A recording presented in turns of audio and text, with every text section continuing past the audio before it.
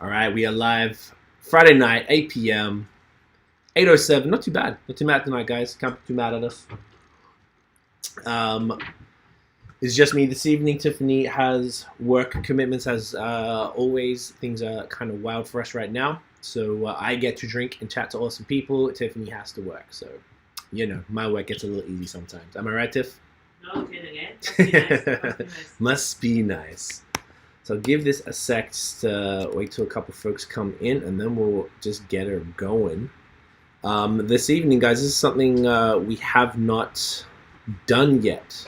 As far as since we've been doing this Adjunct series, episode 22. This is something that we sort of haven't touched on as far as all of the COVID stuff, all of the different breweries from around the world. We've talked to a bunch of breweries. Who else have we spoken to? Some breweries from Australia, from here, from Quebec, from Ontario. I think we've done, we did some from Texas. We've done a bunch of stuff, but this is something that we haven't touched on yet, and I think it's super important because it's a huge part of the craft beer cycle and in the industry, and keeps it going specifically here in Quebec. It's super important. So I'm excited for this one and to bring a whole new perspective. So, you know what? I think I'm just going to get it going anyway. All right. Here we go here. Boom. What's good, y'all? This is C-Certified Brewhead, and welcome to episode 22 of Beer Not Just the Podcast, Adjunct Series Quarantine Edition. This evening, it is just myself, but I have a fantastic guest. Now, I was just saying on the live, for those of you who are listening to the audio, that over the last, I don't know, what has it been, 22 episodes, or however long that is, since March, essentially, we have spoken to a lot of breweries across Canada, the States, Australia, and it's been really great to get the different perspectives on what's been happening to them during the pandemic and how they've been able to pivot and make it work. So one very, very, very important, I'm trying to think of the right word, I guess, it keeps the beer industry running, are the specialty beer stores. So here in Quebec, beer can be purchased in the SAQ, the government-regulated stores, but very few beers actually get sold through those stores. A lot of it is import, to be honest. And of course, gas stations, supermarkets. Most supermarkets often have a craft beer section, but really, really key in Quebec is specialty beer stores, or dépanneurs, or craft beer dépanneurs, I guess they're sort of known as. So they have been keeping people, healthily drinking throughout the pandemic, allowing them to access beers that they're not able to if they're not close to a brewery at least from across the province within the sphere of Quebec. So this evening, I've been following this dépanneur since they opened. I'm going to find out exactly when it was. I remember it was sometime last year, I think. And I'm very glad to connect with Catherine Roux, co-founder of Cheers Boutique in Pointe St. Charles. Catherine, welcome. Hey. Thank you so much for hanging out tonight. This is great. Thanks to you, actually. It's good. Pleasure. I'm really glad we connected. I remember we spoke. When did you open, by the way? In November. We spoke a bit because I wanted you to come, and something just came up. And anyway, we started talking about like industry and stuff, and then I think it's good idea to just connect tonight about online stuff. Yes, I'm really glad we did, because I've been watching you closely since. I was pretty annoyed that I think it was either work stuff or I was sick. I can't remember, one of the two. I was super sick at the end of last year. It was mad annoying. Our client stuff or whatever. Yeah, I don't know. It's part of, you get to live how you want, but then these things come up and you have to, it's super annoying for us. But I've been following you. I'm really glad we connected at that initial point before you opened. I've been following what you were doing. You're filling a need down there because that area is quite exciting right now with a bunch of new breweries, and you feel like really providing the craft beer needs out there. You've got the breweries, of course, but you make sure people get everything else in the area that arguably was a little bit underserved. And the way you've pivoted during the pandemic has been one of the most impressive that I've seen. I've used you guys as a sort of like a benchmark for how it should be done. I think it's super cool. So we're going to get into all of that this evening. I'm super excited. Now, I got to experience for myself today your delivery service, which is one of the key things we're going to be talking about, because that's something that is like desperately missing in Quebec, and you guys have been able to make sure that you're able to live at least within the Montreal area, or great, on the island in certain neighborhoods, but quite far from the store, given what you're doing. Yeah. I experienced that myself today. I got the infamous Cheers pack. I love it. It's super cool. You can tell it's a stamp. It's hand done. There is love in this box right here. Just and like it the products. wasn't empty, actually, when you got it, right? It was what, sorry? It wasn't empty. It wasn't empty. No, it was not empty, sorry, because they're in the fridge, staying cold. So one of the beers that we are going to start with, as we were discussing what we wanted to drink tonight, because we do want to showcase the products that you sell, and we were talking about, what you're into, and you mentioned this brewery that I have heard of.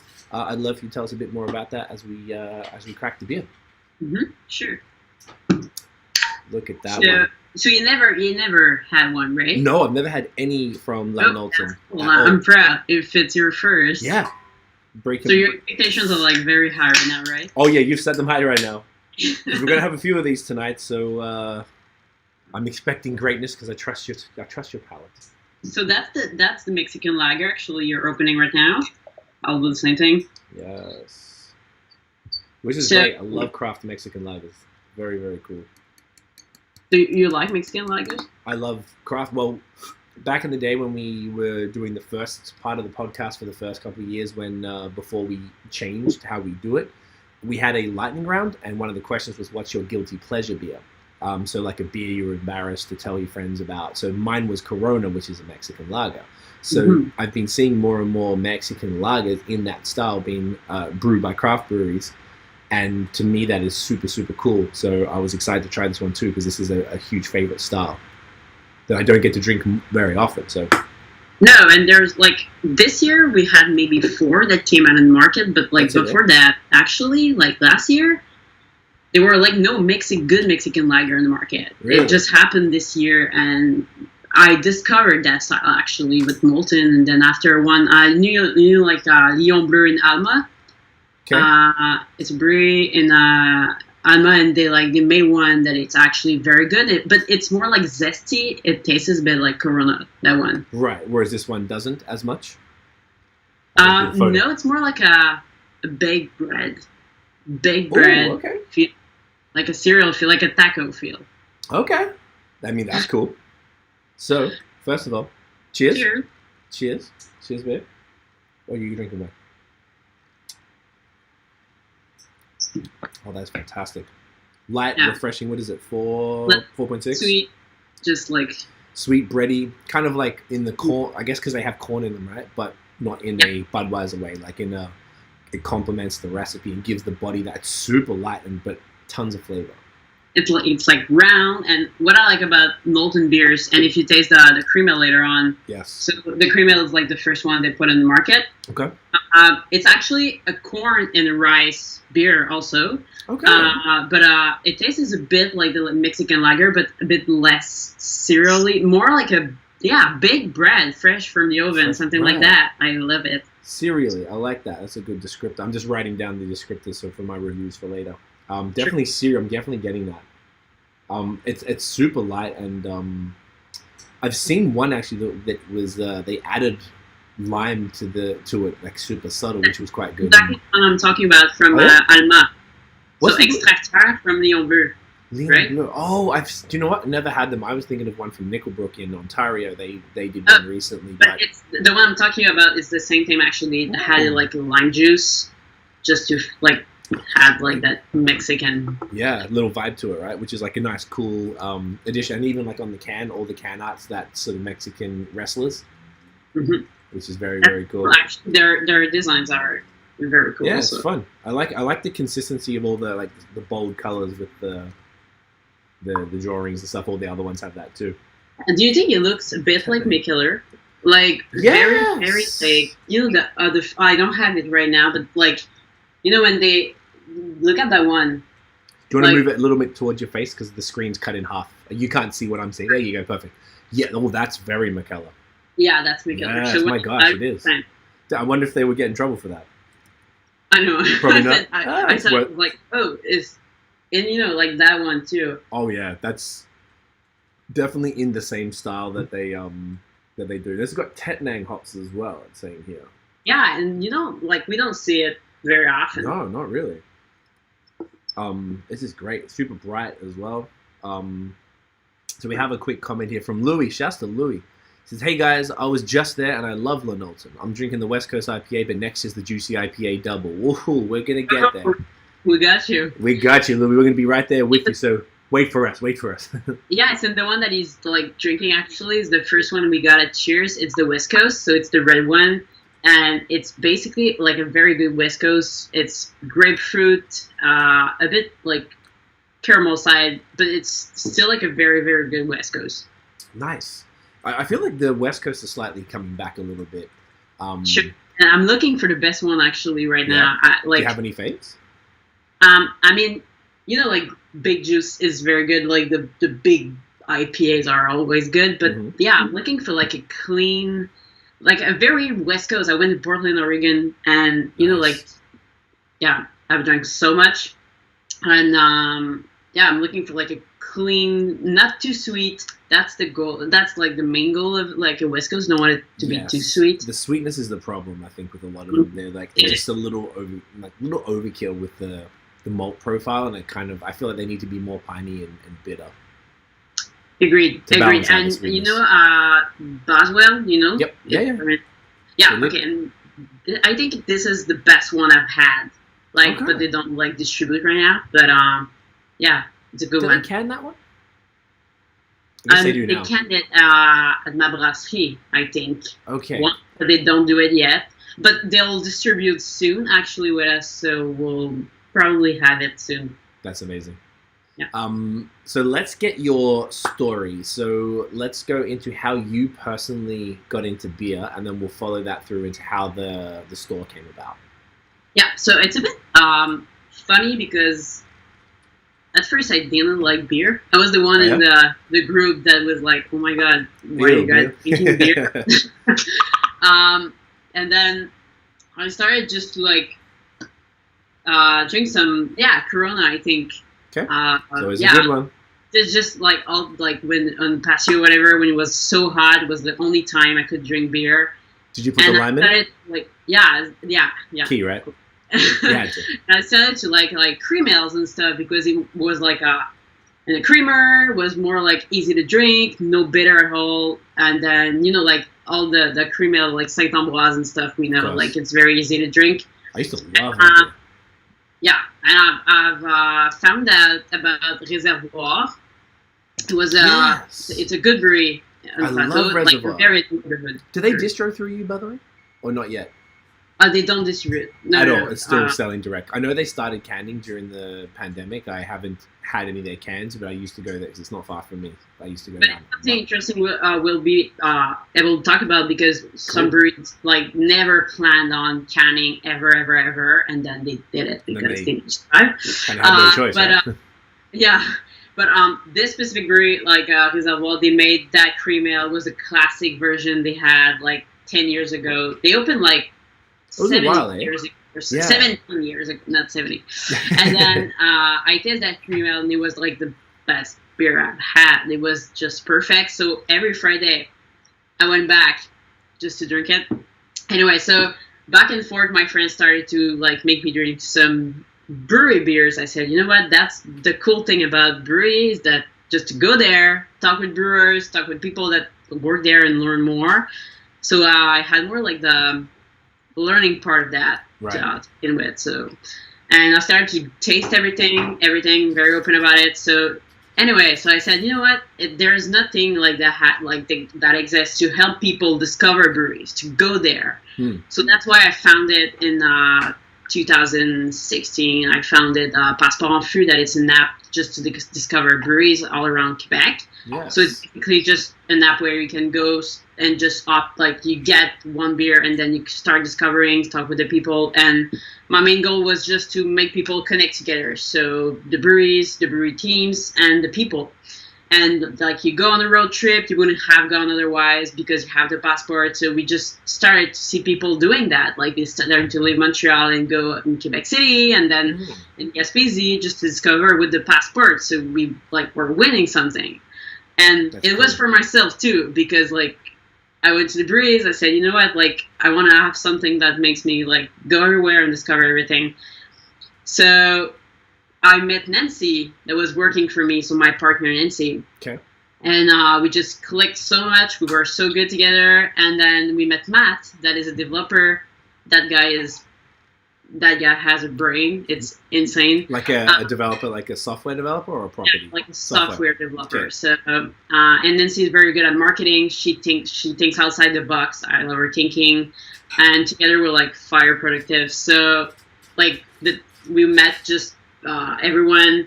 And we decided like that Pascal was good, but we weren't able like to touch cans or to talk with people, because when you go to a brewery, like my thing stopped there because I gave you the passport anyway. So we started like having a few beers on Fridays, just talk about what's next, what's gonna happen, how can we help the beer industry. And basically that's the reason why I started waking up every morning. It's like, how can I have an impact on the brewery industry, and what's the problem they're facing. And I started to get more like get to know everyone in the brewery industry. So 5 years later, I know everyone, or almost. And then I start to talk about why you're not selling online. And then I discover like it's not like Ontario when you can, or Portland where you can too. Quebec has some restrictions that hold the laws. Yeah, it's ridiculous, so, but yeah, we'll get to that. So we just started saying, you know what, why did anyone just start to sell beer online? So we made some research and then discovered that we needed like a local physical shop to do it. And not only you need that, but you need to develop your own tech. And you know what, like you cannot just have like a Shopify to sell beer, because the main challenge of this is to connect your stock, online and offline stock, because when you want a beer, for example, you have like that beer in your cart, you don't want to lose it, right? You want to keep it, and I don't want people to buy it at the same time as you. So it's a bit like a challenge. Anyway, so with Matt, with that brain and Nance, we just decided to say, you know what, let's go. Let's be the first one to try it. And we thought it would be very long for people to understand what was like the concept of buying beer online. But I think they understood They got it pretty quick. Easily, yeah. That's so great. That's it. So we're very happy, and like we're happy we did it. Like in November when we just launched it, everyone was like, "Oh my god, why did like you're the first actually?" So said yeah. Right. So you're the first in Quebec. Just to clarify, you're the first specialty beer store in Quebec to offer legal purchasing of craft beer online. Yeah, the first beer, like the marketplace that can sell any beers that we can have in the store, we can sell it online and deliver it. So we're pretty happy. That's amazing. So then the question around that is, are there any restrictions for, like right now, the way you deliver, and we'll get into it I'm sure, but like based on area within Montreal, because you have your own delivery team, are you allowed to package them in boxes and ship them across the province? We're not. No. So how does it work? Actually, what's very hard in Quebec is that, you know, like beer mail exists, but I mean, I cannot have like customers all around Portland or whatever, Vermont, asking for the Quebec beers and just sold them, because once it's in Post Canada or a third party, it's not legal. So like all the delivery team we have, they need to be on our payroll. They need to be on our team, paid by us. Okay. Can they be contractors or just employees? It's hard to tell because it's like old laws, so it's not like written, because contractors probably didn't exist. It's never gray areas. But anyway, what we understand, what our lawyer understand, is that it needs to be like your team paid by you, so they are on our payroll. Like we never took any chance about that. It's just like our payroll. So you wouldn't be able to ask, for example, Uber Heat to say, okay, you know what, just like go. And I think that if that would happen, that's another thing. Like it's a bad restriction, yes, but if all the third parties in the world can deliver beer in Quebec, I think that would be a shit show. How so? Honestly. So you need to be not only like a good team of delivery, but like a team that knows beer, that like, you know, you want your client to be taken in charge of, even though you're like just delivering like beer. So the experience starts in the shop, but also online, and then we want to keep it till the end. So yeah, I wouldn't give like, even though we can do it with a third party, I think I would keep my internal team. From you. Okay, yeah. Gotcha. No, I think it makes more sense. I like in Vancouver, I got some friends out there, and I know they're allowed to have, say, Uber Eats. They can't go to a specialty beer store to pick it up because they have that there as well, but they can go to a restaurant. The restaurant's allowed to sell food and then cans or bottles or whatever. And in Ontario, but that's through Uber Eats. I think it's the same in Ontario. I'm not sure if it's through Uber Eats, but I know that, like, you can go to a restaurant, you can buy a bottle of Jack Daniels with your chicken wings. Like, it's crazy. But here, actually, with the restaurant, like, if we, for example, in, like, a coffee shop that sells, like, wine and beer and stuff and food, then it works, because people can just come and take out, for example, tacos and then bring out beers at the same time. But the third party cannot just come and then take, like, the wine for them. That's the main difference. Okay. I agree with you in that sense. I think it's better because you have a team that's knowledgeable about the products, and it makes that experience more authentic, that you're dealing with, if the person can explain it to you if you need it and stuff like that. I get it. And we could say that for food too. I mean, like, but I think that if we, like, this happened like that, and I think I would keep it like that. And like Uber, it's good for many things. I mean, food, of course, but I think it's more like in the Quebec DNA, just to love that.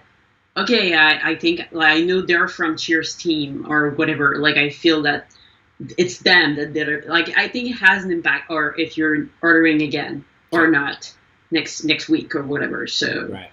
Even when I was researching it when the pandemic first started, so you had this even going back to November. Is that correct? Yeah. So that's the thing. We launched it like exactly that same concept. So people are like, as you thought, and everyone thinks it. They're like, oh, you changed your model, and yes, we changed some. Like, the flow is not what it was. Like, we changed everything, and like the team is like growing like crazy. But our basic concept that we wanted to talk to people about was like, yeah, we offer pickups and deliveries, and you can just order, and like 20 minutes later, it's at your door or it's ready. Right. So, and it's hard. We thought, what, like, when we first launched, we said, it's going to take like 1 year and a half just to educate people about our thing. And then it helped us a lot. Like, I hate to say that, but it helped us for people to understand what we were doing when they found out about Cheers in March. Right. Okay. So I wasn't aware that you guys were doing the delivery, but as I was looking into the when I heard deps, I can't remember where it was, but I started just checking all the websites of all the different specialty beers. So there's a few of them that are chains here. Obviously, they've got multiple stores and things like that. Yours was by far like leagues above. There were some of the other ones where you just had to like submit a form and just request a couple of things, which was one way to do it. Some of them you could tell it felt like it wasn't completely up to date, but your whole online experience, is exceptional. Like, I'd never seen anything like that. I didn't expect a beer store to be. I felt like when I was looking on there, I was like, oh, you just got this in.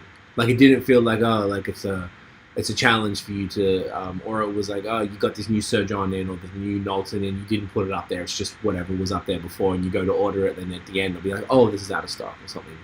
You know what I'm saying? Like, there's something about it that felt accurate and timely and stuff. So was that how have you guys dealt with that challenge? Because I imagine you'd be getting stuff in daily or regularly at least. And that is another thing we can talk about. But actually, we have, for example, like 200 beers, like maximum on our website. That's what we want, not because it cannot be supported by the website, just because it's our choice actually for doing that. But every day we get new beers. And we decide when we want to put the beers in, because it's not, as you said, it's not a process that just takes 1 minute, like, okay, let's add the beer, whatever. We take a picture, we want a best description, we want to have, like, specific tasting notes, we want to just have the brewery if it's new, we want to do it, like, the right way, and it's connected, as I said, with the stock. So, like, oh, there's 2 left downstairs, and there's 1 left in the boutique or whatever, so you need to know everything. Right. So it takes, like, a while in that process to do it. So we just had like one person assigned to do this, like all the time, just to verify that that beer, that stock, that thing is like perfectly like entered and ready to sell. Does your POS system integrate with your website backend? Yeah, we created the whole thing. So that's the thing. Like we created the tech, we created the POS related to that. We didn't have choice, because if you want to know what's in your shop and what's like the physical part of the shop, and what you have like virtually, and you don't want to mix that up, you need to have like a flow linked with the POS. So it becomes like a challenge, and it's harder than it seems actually. Like when we hire staff, they're like, "Oh my god, that's so intense." I'm like, "Yeah, but it's the way it works." It kind of has to be that way, right? Yeah, but we're trying to get it very easier and easier, the back end part. So, but we're very proud, and it's still a work in progress. Matt is like coding his life every day. So I don't understand it, thing, but it's good. Like I manage it. But anyway, right? You don't have to. Okay, I didn't realize it was like a custom, like setup. Yeah, I mean that's it is phenomenal. And we did it in 2 months. Actually, we decided, because when you open like a beer shop, you have like 2 momentums possible in the year. You have like October, November for Christmas time, and you have like the spring moment. Okay. Otherwise, it's kind of dead. Right. So, yeah. I didn't know that. So it's dead over the summer. It's not dead in summer, but people just go away normally. Right. So if you don't open like spring, summer is okay. The people just like tends to like drink beer, but it's not the busiest part actually. But we open a second shop, so that's something we will do, and it's the same time frame. So we that's just amazing. It's in the same building as Boswell actually. So like East Plateau. Mm-hmm. So that will be able to deliver 99% of the zip code in Montreal. Wow. So because the whole... now we have like 75 or whatever. Okay, so then you've got your Point St. Charles, which is kind of like, for people who don't know, it's like just south of the canal, just south of downtown, and then the Plateau is next to the mountain, I guess, essentially. So I'm pointing that way because that's where it is from my window. Yeah. But all the east, where is the Stade Olympique and everything, like P9 and all the Rosemont, like the new Rosemont with avenues and stuff, they will be able to ask for beer and then be delivered. So you can do all of that now. You can do like a Huntsick, but that's the thing, we do it right now. But when we have like, for example, 5 deliveries, and we also have like the south, it's basically very like hard to get everyone just like to be like the smartest route. Gotcha. So now that you've got 2 stores, that's amazing. Congrats, that's so sick. I had no idea.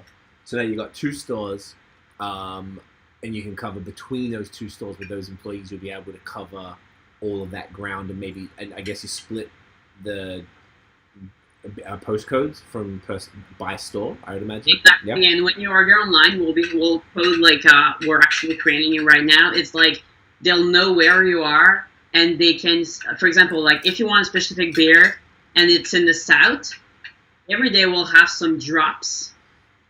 So you'll be able to get your beer anyway, or wait to tomorrow, for example, if it's too late. But anyway, you'll be able to know exactly what's where. So you'll never miss a beer, actually. And we'll have like delivery starts Plateau, delivery starts south, just to be more like smart. And in the winter in Montreal, you don't want to be like delivering one thing in La Salle and then one thing in Untitled. It's like crazy. So that's kind of okay. So you sort of like you figured out a bit of a system that allows you to make it logistically make sense for the businesses and for each store. Exactly. And for the delivery team, I mean, it's kind of bad in traffic in like -30, just one plate for one delivery, even though we will love every client. It's just like very hard and not like efficient actually in the flow. I love that. We got Jorge here. He's saying it's Friday. Extra beers are a must. You damn right, sir. He says, I got in a little late. What is Cheers Boutique? So maybe that's a good opportunity for you to do like the elevator pitch for the business. Sure. So, Cheers Boutique is the first online beer store in Quebec, Montreal, and we do actually the first same day delivery of cold beers almost everywhere in Montreal, actually. So, and very soon everywhere in Montreal. So we're very proud. So you just have to go online, boutiquecheers.com, and just order your beer one. You can pick up in the boutique. You can go in the shop too. It's a physical shop we have on 2035 Wellington, Pointe Shop. So the neighborhood is very nice. It's it's cool. The neighborhood, it's very good. And just like pickups is free. Delivery is actually just $5 for the same day delivery everywhere. You can be anywhere. Doesn't matter. That's like extraordinary. 4 p.m. to order your beer for the night. So it's pretty cool. That's like insanely affordable. $5 for $5 even though you want like 224 beer, it's perfect. Doesn't matter what it is. So Jorge, just to explain as well, that if you're not from Quebec breweries are not allowed to legally deliver beer. You can't go and order craft beer online from a brewery here and get that to your place. So that's why Cheers is fulfilling a need. So maybe it'll change actually with the law soon. And I want this for the breweries, but I talked about it with the breweries. I said, what about if it changes? Like, what about you can start delivery? Mm-hmm. And they said, you know what? Like, we don't have this is not what we do. This is we brew beer. We don't want to code a system that you guys do it. And I don't want to be in competitor with my own shops that I'm retailing, that I'm selling my beer to.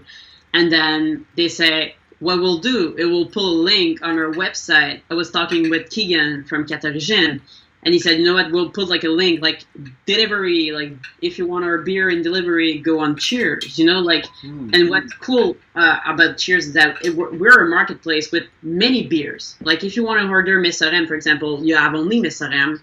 So that's good, but you want to discover stuff. So the discovery part is very our thing. That's why we do 4 packs, 6 packs, 12 packs we have 3 themes of packs. So the RP pack, the easy drinkable pack, and then the discovery pack. And it's very popular because people don't want to think, once they trust us and they know we do a great selection every week, the best fresh stuff cold, then they just trust us and then they click for a pack and don't want to think about it. So that's what people can do. You can actually just be every week you could just have almost a rotating order. I want 6 beers every week sent to me. I don't even care what they are. I trust Cheers to choose them for me.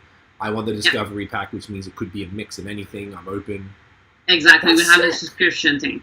We're the first one to do it, actually. Also. That's dope. I want to reiterate what you just said about the cold pack. These beers arrived in this container, cold, because I was I got to make sure I get them in the fridge ASAP before the podcast, so they're cold. Mate, I didn't have to do anything. I washed them up because I make sure we wash everything, and they were already ice cold. Popped them in the fridge, mate. It's tasting, it's gorgeous. That is a very cool feature of that. I wanted to actually, I was going to text you when I forgot to mention to you earlier. I was yo, this is crazy. How do you even...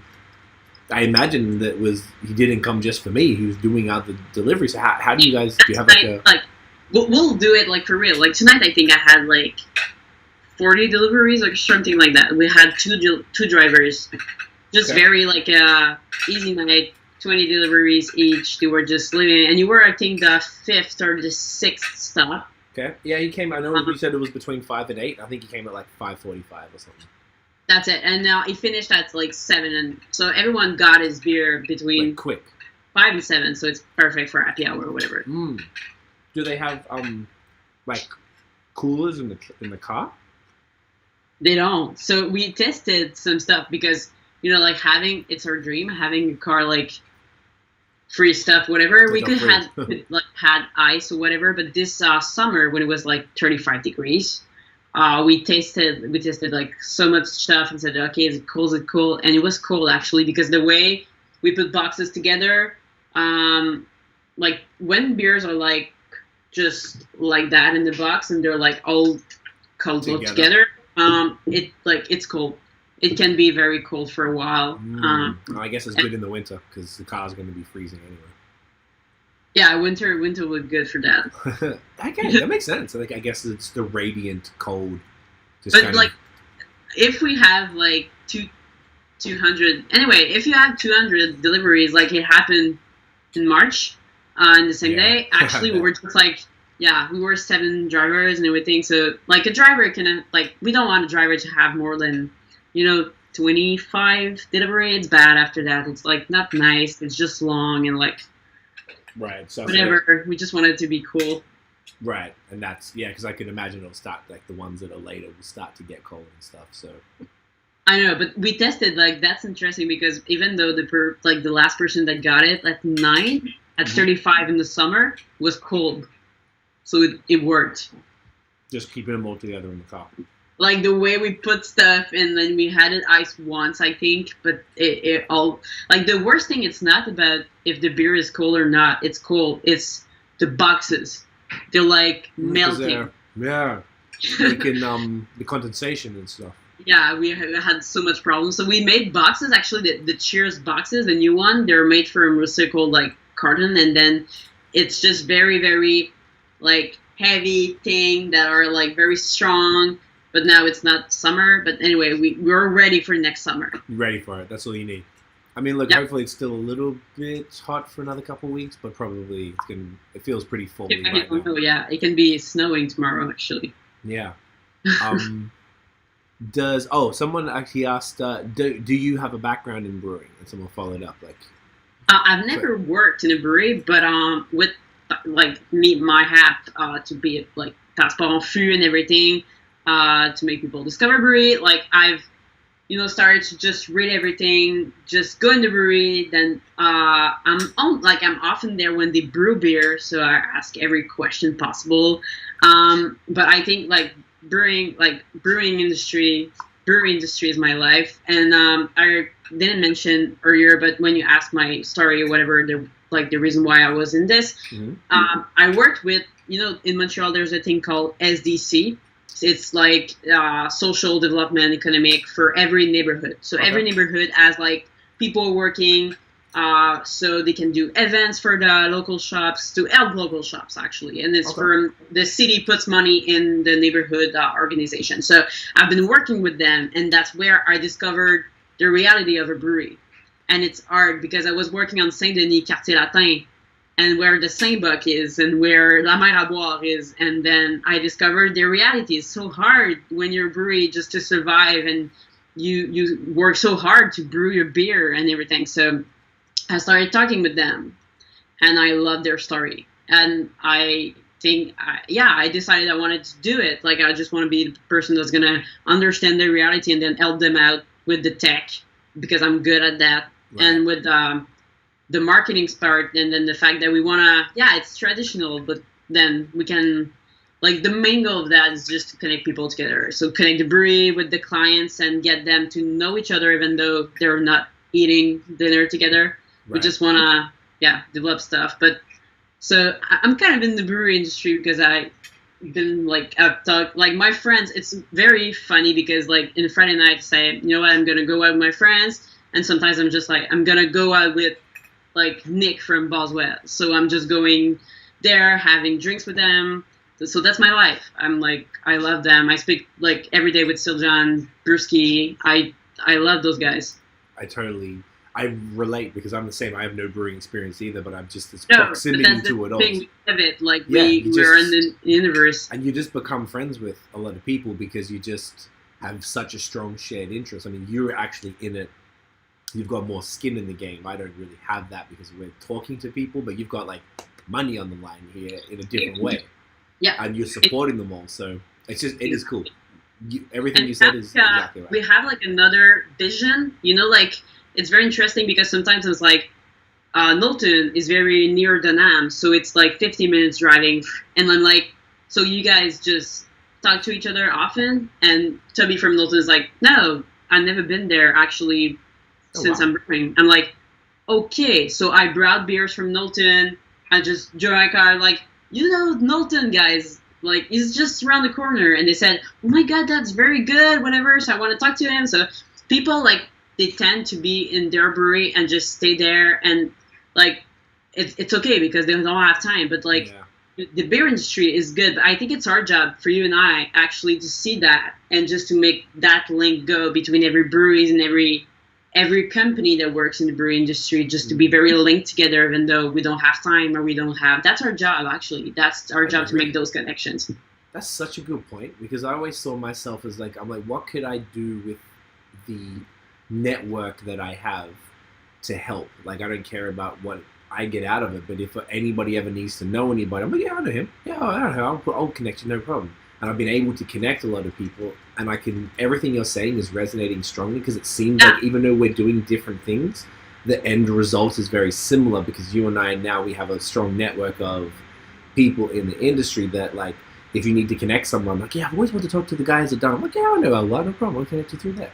Like, stuff like that. Like, that's cool. Actually realize it's our job, because, like, sometimes we think they know everyone, but the breweries often, like, hang out with the same brewery, and they don't even know what they're, like, for example, Toby in Knowlton, every week he comes in our store and I'm like, what are you brewing this week? And he's like, oh, I'm brewing like a red ale. It's like, okay, take every red ale from other brewery that I have, drink it, and know them, just to do, like, to know what you're brewing, like, and like, comparing to the market, not to be better, whatever, just to know what's up. Research. Yeah, that's dope. That's actually really cool. That's a really smart way to do it.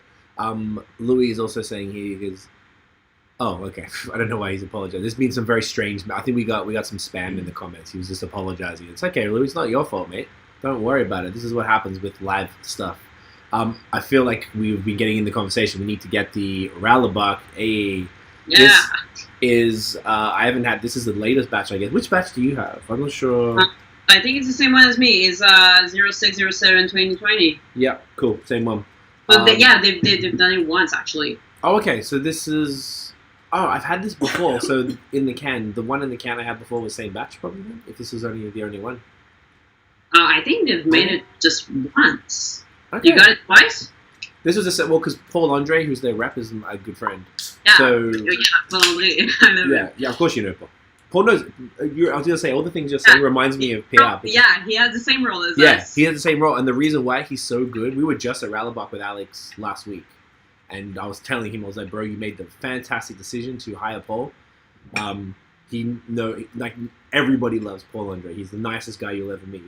The kind, super kind, and that guy cannot be mean. Like, it's impossible. He's just nice. He couldn't be mean. He's too nice. He's just the nicest. And I was like, people I support, and not that I didn't know anything about Ras L'Bock before PR worked for them, and now whenever he drops me stuff, be like, here's a new. I'm like, I make sure I want to cover them stronger because I like him so much, and I'm like, bro, don't worry about it. I got you. I'm gonna put it everywhere. So I was very happy when we discussed this beer because I mentioned I had some in the fridge. You're like, ooh, and you have. I was impressed because that's the story about the tidbit is that they sell it every time at the boutique there, and Montreal don't get any. So I was very happy you got it because it's one of my favorite beer. Actually, it's that's a fun story.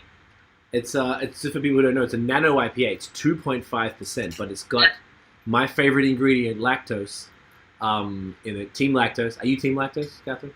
I am team lactose. Hey, I had a good feeling about that. I knew you would be. So this beer is, we were both saying this is probably both of our favorite low ABV beer because it's got the most flavor for the least ABV. And I don't know what the hell they did to make it taste this good. It tastes like some of Sessions. Cheers. It tastes like some of Sessions I had in my life that are 4 or 5%. Right. No, totally. And that's the scary part. Normally when you get this low, it starts to taste like carbonated water, which is, I like that too. But this really still has a strong profile. There's a nice sweetness because I guess there's not enough malt to give it a sweetness. So the lactose gives it a bit of body and a bit of that sweetness that you're looking for. Great hops. I don't know if it tells you which hops they use. Not really. I think it has because I want to know always everything. The cat isn't saying, oh, it's so good. Really, really good. We should ask Paul Andre. Yes, I should ask Pierre. He would definitely know, but yeah, I'm a huge fan of Ras L'Bock. I'm really glad I discovered them from that. A bit like Simcoe and stuff. Yeah, it definitely tastes like fruit. It's got to be like a Yeah, Simcoe Amarillo potentially. Mm.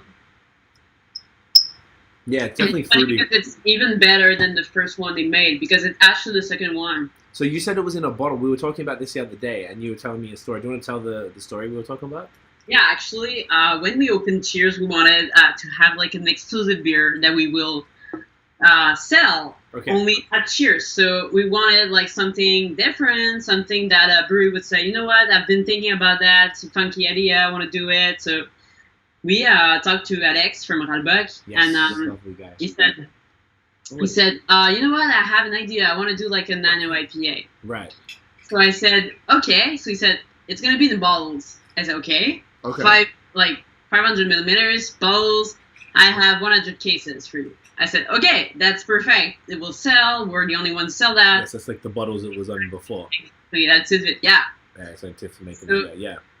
And I was so excited because like I love when like the beers are low alcohol, but they taste so much. Like my favorite types of beer are session IPAs when they're like dry, and then like very, very hoppy. So that's my thing. I love that of it. So when he talked to me about it, he said it's gonna be very hazy, lactose. I was like, oh my god, that's gonna be a thing. Perfect. And people, in the holiday, you drink so much that after that it would be perfect because people would want to just like discover beers that are like low in alcohol and then refreshing. Yes. So anyway, so we got 100 cases, but when you're like new in the market, I mean, that's a lot of beer to sell. It's a bunch, and not only we did that, but we bought 2 other beers that are 100 cases also to have 3 exclusive beers. We wanted to go big, and everyone like in the shop industry, like that has like beer stores, they said, "You guys are crazy. Don't buy you won't sell those." And we did, actually. But anyways, that was the hard part. We did. But nice. that tidbit was like, people love like big IPAs and stuff. Anyway. So I was the one that drank them all. I bought all 100 cases. I just had like last week a bottle of, we did a comparison with my associate. They were like, vanilla, it's a bit citrusy, it's weird. And the new one was like, oh my God. Right. So anyway, so it was good, but it was a bit watery. So and we know like it's normal because you have 2.5%. Yeah. This one, it's not. No, it's ridiculous. This beer it doesn't make any sense. It doesn't make any sense. I think they made a mistake. Anyway, it should be like 4.1% or something. So it's fantastic. Yeah, it's very good. So anyway, so that's the story, and then we were so happy to start it in the market, and then they called me, and Alex said, "We're doing it again." I said, "Oh my God, I just sold the last one." So like, great timing. Yeah, we'll do it again this summer, and it's gonna be better. It's gonna be in cans. I said, "Okay, so let's have it again." So I bought. That's the funny part. I bought so much, and my partners were like, "Oh my God, what are you doing, Catherine?" Again. So that's my beer. That's actually my beer. Like, Nano, it's my beer. So I love it. So I was pretty happy when you said you got it. Is it exclusive still? No, but we got like 20 cases. Then other store got like 1 or 2 cases. Okay. So we were pretty happy because we started the whole Nano like tidbit thing. Right. Perfect. No, the I don't know. Pierre like regularly just keeps me up to date on all the Ras L'Bock stuff, so I make sure I cover it in our thing. So I had it maybe, I guess it was in July. I think it said it was a July or June canning, maybe? It was, June, and they said it was like a small batch. They sold everything. Real quick. Yeah, real quick. Okay. I asked for it to go in Montreal for the 20 cases, but like it was hard just for them to sell it because like this summer was crazy for everywhere, like Gaspésie and everything. They just sold like anything, and that was the hard part of this summer. Like Saint Pancras, for example, in Bécomo, they wouldn't be able just to distribute in Montreal because they were selling so much because people were traveling there. In turn, Quebec, like the whole summer. So like was hard just for all the breweries from in the regions like of Quebec was very, very, very hard to distribute in Montreal this summer. That makes sense. We actually just went to Gaspé last week as well. And we never would travel that far in Quebec, but It felt super safe. Busy? Was it like so? It wasn't super busy because we went, I guess it was the day we left was August 28th. So it was very end of August. We went to Quebec City for 2 nights because we work with the tourism offices. So we did 2 nights there. We shot a vlog and stuff. Went to a bunch of breweries. And then we were trying to take a mini vacation, even though we worked more than half the time. But it is what it is. We at least were just seeing some pretty lakes and oceans and mountains and stuff. So we went to we went to Ras L'Bock after Quebec City just because I wanted to meet Alex and see the place and stuff, which was great. Alex is great. Yeah, he's such a good guy. I figured he would be. It was cool, so I got to see the place, which was cool. But then we ended up going to Orval to just it's just a shop really, so just to get what they had. Stuff or they had Nordette and Louis something. Louis, it's like a Bière de Garde or something. I haven't had that yet. I had the Nordette, which was pretty good. We went to both Pit Caribous. One of the Pit Caribous was like I didn't have food, and we went to the other one. Like, oh, neither of them had it. It was funny. No breweries have food out there because we were hungry and I wanted to eat. Like Quebec City, everyone did. Like Montreal does. It was like tap rooms. Everything was just drink. So both this one Pit Caribou in Per Se downtown, then one just outside it. So we went to the one that's like right on the water and watched them. Do you know what? It's not a sunset. You watch the moon rise. It was insane. The moon just like comes up over the ocean. It was gorgeous. And we checked out. There's 2 other breweries up there: Cap Gaspé and Frontabus. Yeah. They were okay. They were fine. But Pit Caribou was obviously, we have one here in Montreal, so I've had a bunch there. Obviously, always fantastic. Where else did we go? On the way back, we went to North Frageur. That was dope. Super cool where that is. It's good. We met Louis Franck. Okay, I didn't reach everyone in Quebec City. I met with them for the vlog. In Gaspé, I was like, if I meet with them, it's like I have to be there at certain times and I want to chill, so I just decided not to. So I didn't get to meet anybody from any of those breweries, unfortunately. Anyway, they're probably pretty cool. Take a trip, very relaxing stuff. Yeah, it was so nice to see. I didn't actually realize how Cuvée Louis. Thank you. Actually, Louis just told me that it's called Cuvée Louis. Okay. It was super nice to go there, and what our problem was, people who watch and listen here, they know I'm an Anglophone. Both of us are Anglophones, so we were like, oh man, what's this French going to be like? Like, are we going to struggle? But we just we studied French here for a bit. We took an immersion course. We were good 7 years ago when we did it. And then now we kind of not so good because we're in Milan. We don't need to speak a lot of French. But we're like, all right, look, let's just do it. Let's just go in. Quebec City was just like Montreal. Everyone spoke English. In Gaspé, there was always one person that understood. And we just tried, and usually they hear us trying, and they're just like, yeah, what do you want, man? I was resigned to the fact that I'll probably get a wrong order or something because I couldn't fix it. So that was fine with me. And I was like, it was such a lovely experience. People were so nice. Everywhere we went, Gaspé was so sick. I'm very impressed. I kind of wish we went there earlier because we could have got to swim. It was like we put our feet in the ocean and they were, oh, no. And ran out. But we went to the beach, sat there for a couple hours with a hoodie on, like it was cold. But it was just, it was really beautiful. It was nice to see the local beers. I brought a bunch up with me. I had stuff from Quebec City as well, so I was just drinking good. And me too. I have some. It's good just to bring back stuff and bring your real check. Did you go out there this summer? I haven't been to Gaspésie this year, but actually I got stuff from people that went there, so I'm pretty lucky. Oh, you got the score. Yeah, it was just very cool, and it was really nice for us to see. I feel like the one thing it's interesting, and I don't know if you ever experienced it because you're from Quebec, but because Tiffany, my girlfriend's from Toronto, so her family's there. My brother, I moved to Toronto first, and I lived there for 2 years, and we came here. So my brother's still there. So we always go to Toronto. We go to Ottawa. We go to Vermont a lot. We work with tourism offices, so we go to Virginia or Colorado or whatever, New York. And then we always just never go around Quebec. So we were like, you know what? Since the COVID cases are pretty good out there, let's just see Quebec. And we were like, man, we were so mad at ourselves for not doing it earlier. It is so beautiful and people are so nice. And there's nothing to really be afraid of with the French. The only time we didn't get what we wanted was A&W in Quebec City, in Limoilou, in the hipster area. So that's okay then. You're okay. And I was pretty impressed with that. I was like, oh, when we get to Gaspé, we are screwed. We had a flat tire on the rental car. We had to go to a mechanic.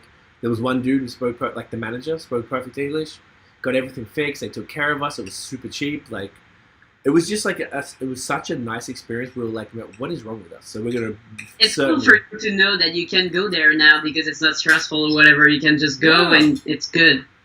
That was the main learning that we took out of it. Like, man, like especially Quebec City, 2.5 hours away. I know, and you can go there for like a weekend and just come back. Like once when you go, you know Noctem. Like we've been, we've been going there just to take the beers and then come back from because they'll deliver. And we were doing it like in the same morning. Like that makes sense because it's so easy.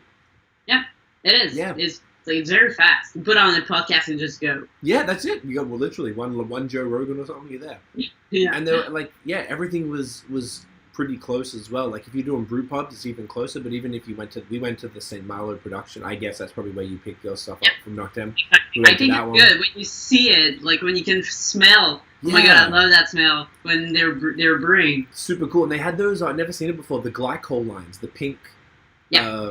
Because they had clear pipes, and we were like, "What's the pink stuff?" And he was like, "Oh, we saw Brian. We met with Brian, and he was like, yeah, it's the glycol." I'm like, "Oh shit! Like I've never seen that at any brewery ever." And it just looks so cool because they had these little like green lights underneath the what's it called? The brew. What's it called? Where they brew the shit, where the kettle and stuff is. You know, I'm talking about the little platform where you walk on the platform and that's where you actually mash in the. Why am I having a blank? Whatever, the place where you actually brew it, and they had green lights under the thing, and then all this pink stuff in the ceiling. The printers. The brew house. Just the brew house? Oh, yeah, okay. Just the specific brew house. Sorry, I don't know why I had a blank there. It was just, super cool. Like, I was just very impressed, and I was really impressed. I think that people from Montreal, like, if that's who a lot of our audience might be, that, like, Quebec City was just so deeply impressive to us. Like, we are certainly going to be going there regularly. And it's cool. Do you have a lot of stuff? I imagine you would have a lot of stuff from all around the province in the store, right? But definitely for that, like this summer, because I talked to you about the fact that it's hard to get some stuff because they sell everything at their shop. But actually, it was okay. Like we have like all, like I said, 100% local stuff. So we have just beers from Quebec. Like I know Collective Art is very good. Charleway is good, and we love them actually. But we just we wanted to keep it 100% because this is another thing about Cheers.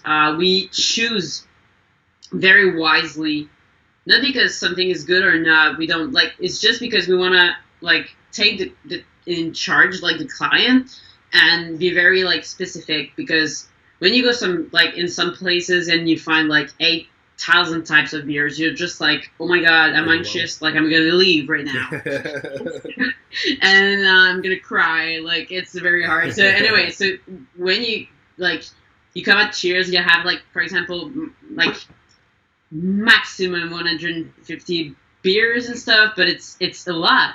It's a lot. And each beer at Cheers is tasted by all the 3 partners, and it needs to be approved. We make jokes about Cheers sealed, but it needs to be very approved, and not approved only by our taste, but just we know we have a market for this, or we know this beer is unique for this, or it's a classic because that we need a story.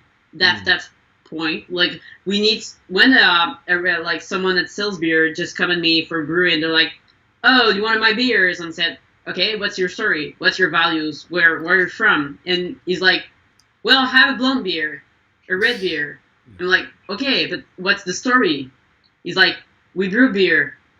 We were brewing beer in our garage. I say, okay, that's the story, but tell me more. And sometimes it's hard to get some good stuff, and they're very they don't understand why I need those answers, but I have my answers at that time.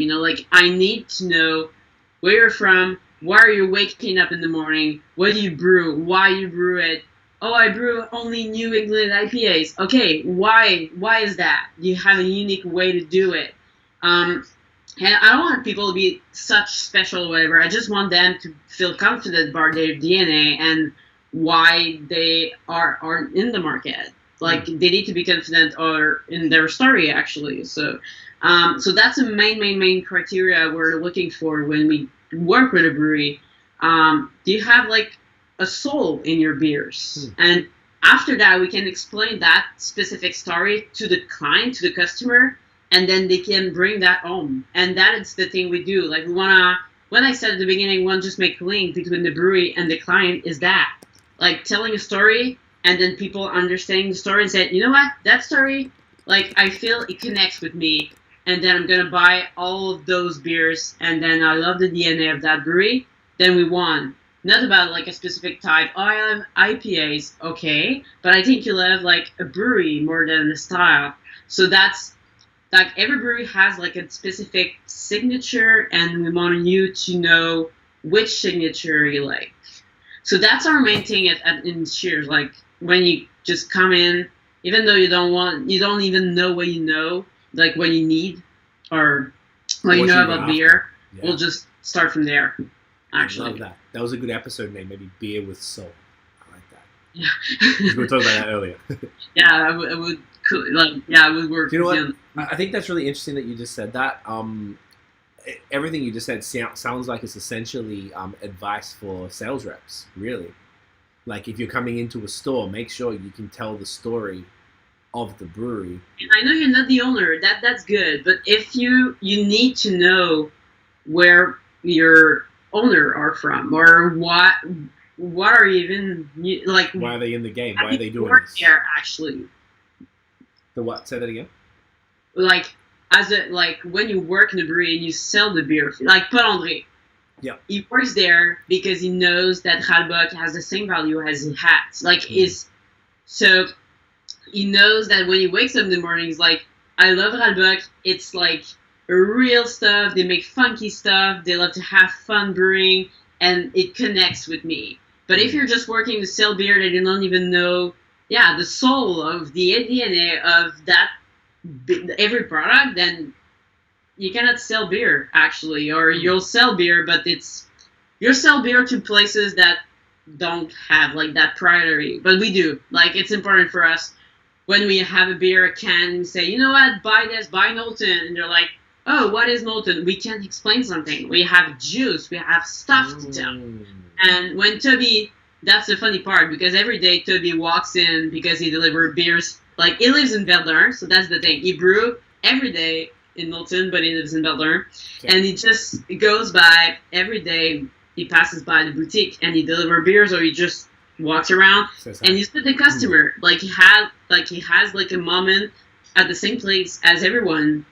And he just sees people buying his beer. It's actually very nice. Right. So that would give him like, oh, yeah, wow. And then he can actually see the real time, like, people purchasing the beer and maybe understanding their reasons behind it and why it's attractive to them and stuff. Exactly. It's not complicated. I mean, I don't need to speak like 5 minutes to talk about this beer. I just need to like know why this beer is on my shelter, why this beer is on my website. There's a reason why. That's what we wanted with Cheers, not just have like every beer, oh, have a new beer coming up, okay, go. No, we just want to know why. So we don't have like as much breweries as other shops maybe, because we chose them wisely. So breweries are like writing to us, and we're very happy to talk with them all the time. But actually, we prefer having like a smaller, fresh thing that just changes every day, than having like a bunch of every brewery that just stays in the corner and just anyway. So that's our way to see stuff. So we're pretty just happy to tell stories. Yeah, that's pretty. We're storytellers. Right. Be a storyteller is another good episode. I'm just writing these down as they come up all of a sudden. So then, what would be, just to sort of to put it like very simply, like what would be the criteria that you use to decide which breweries or which beers you would stock in the store? Is it the story? Is it we don't have many stouts right now, let's get more stouts, these guys have got stouts? Or is it like customer demand, if people keep asking for a star and like, man, people want this star, we need to get it in? Like, how do you sort of make that decision?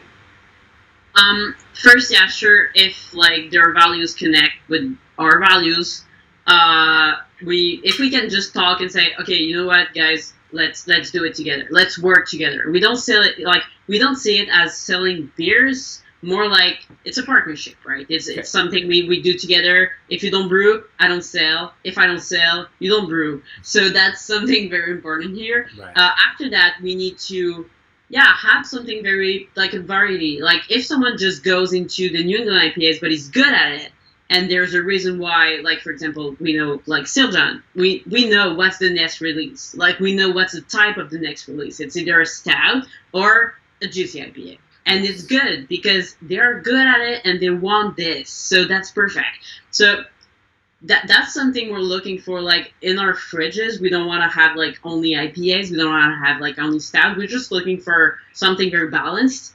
So another thing is that if they're able to very like act fast when we need something, it'll help. Like for example, when it happened, the COVID situation, there were maybe 4 or 5 breweries that were delivering like 10 cases each every day because we were missing beer, and they were so reactive and helpful that we started to make like greater connections with them.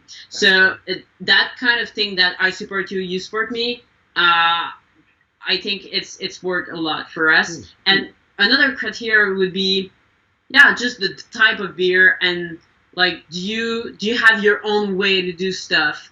Like when you taste the beer, is it something not only just funky, it can be classics, but if you do classic and you own the style, you do.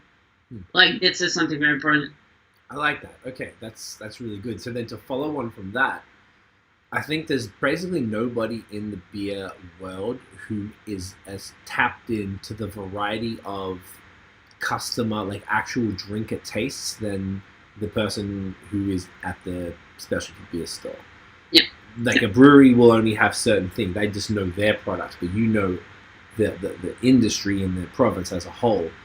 What are the trends that you're seeing as far as drinkers? What are people wanting right now? What do they come in and ask you for? What are some of, like, if there's random things that are kind of funny and like, oh, you want that, like smoked beers or something, like, or is it like everybody wants a damn New England? Like, what's the kind of, where's the Quebec drinker at right now? Actually, of course, there will be for a bit again, like, and it's good. New England's IPA. Yeah, I think maybe it's the third right now. People that just come in the store and they're like, I want an IPA, I want it. Okay. Yeah, the third.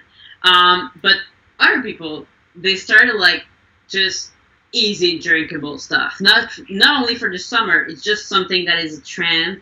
Lagers, like German beers, like Pilsners, Kolsch, even Goes, like stuff that are just very like crisp, clean cereals. Like it's something that is not just for, oh, it's hot out there, I'll just drink a Pilsner. No, it's something that just is like the Mexican lager we just drank. Like it's something that comes in the market, and every, like for example, like I love session IPAs, but since 6 months we've been drinking just like crisp beer. The crisper it is, the better it is. Like it's just what's, and the trend is it becomes for my customer. Like customers are asking, we have that pack, like we've created a pack for like Kolsch, Pilsners, and very like beers that are just like so crisp. And before it wasn't like that. It was hard to find like a good local Pilsner. I agree.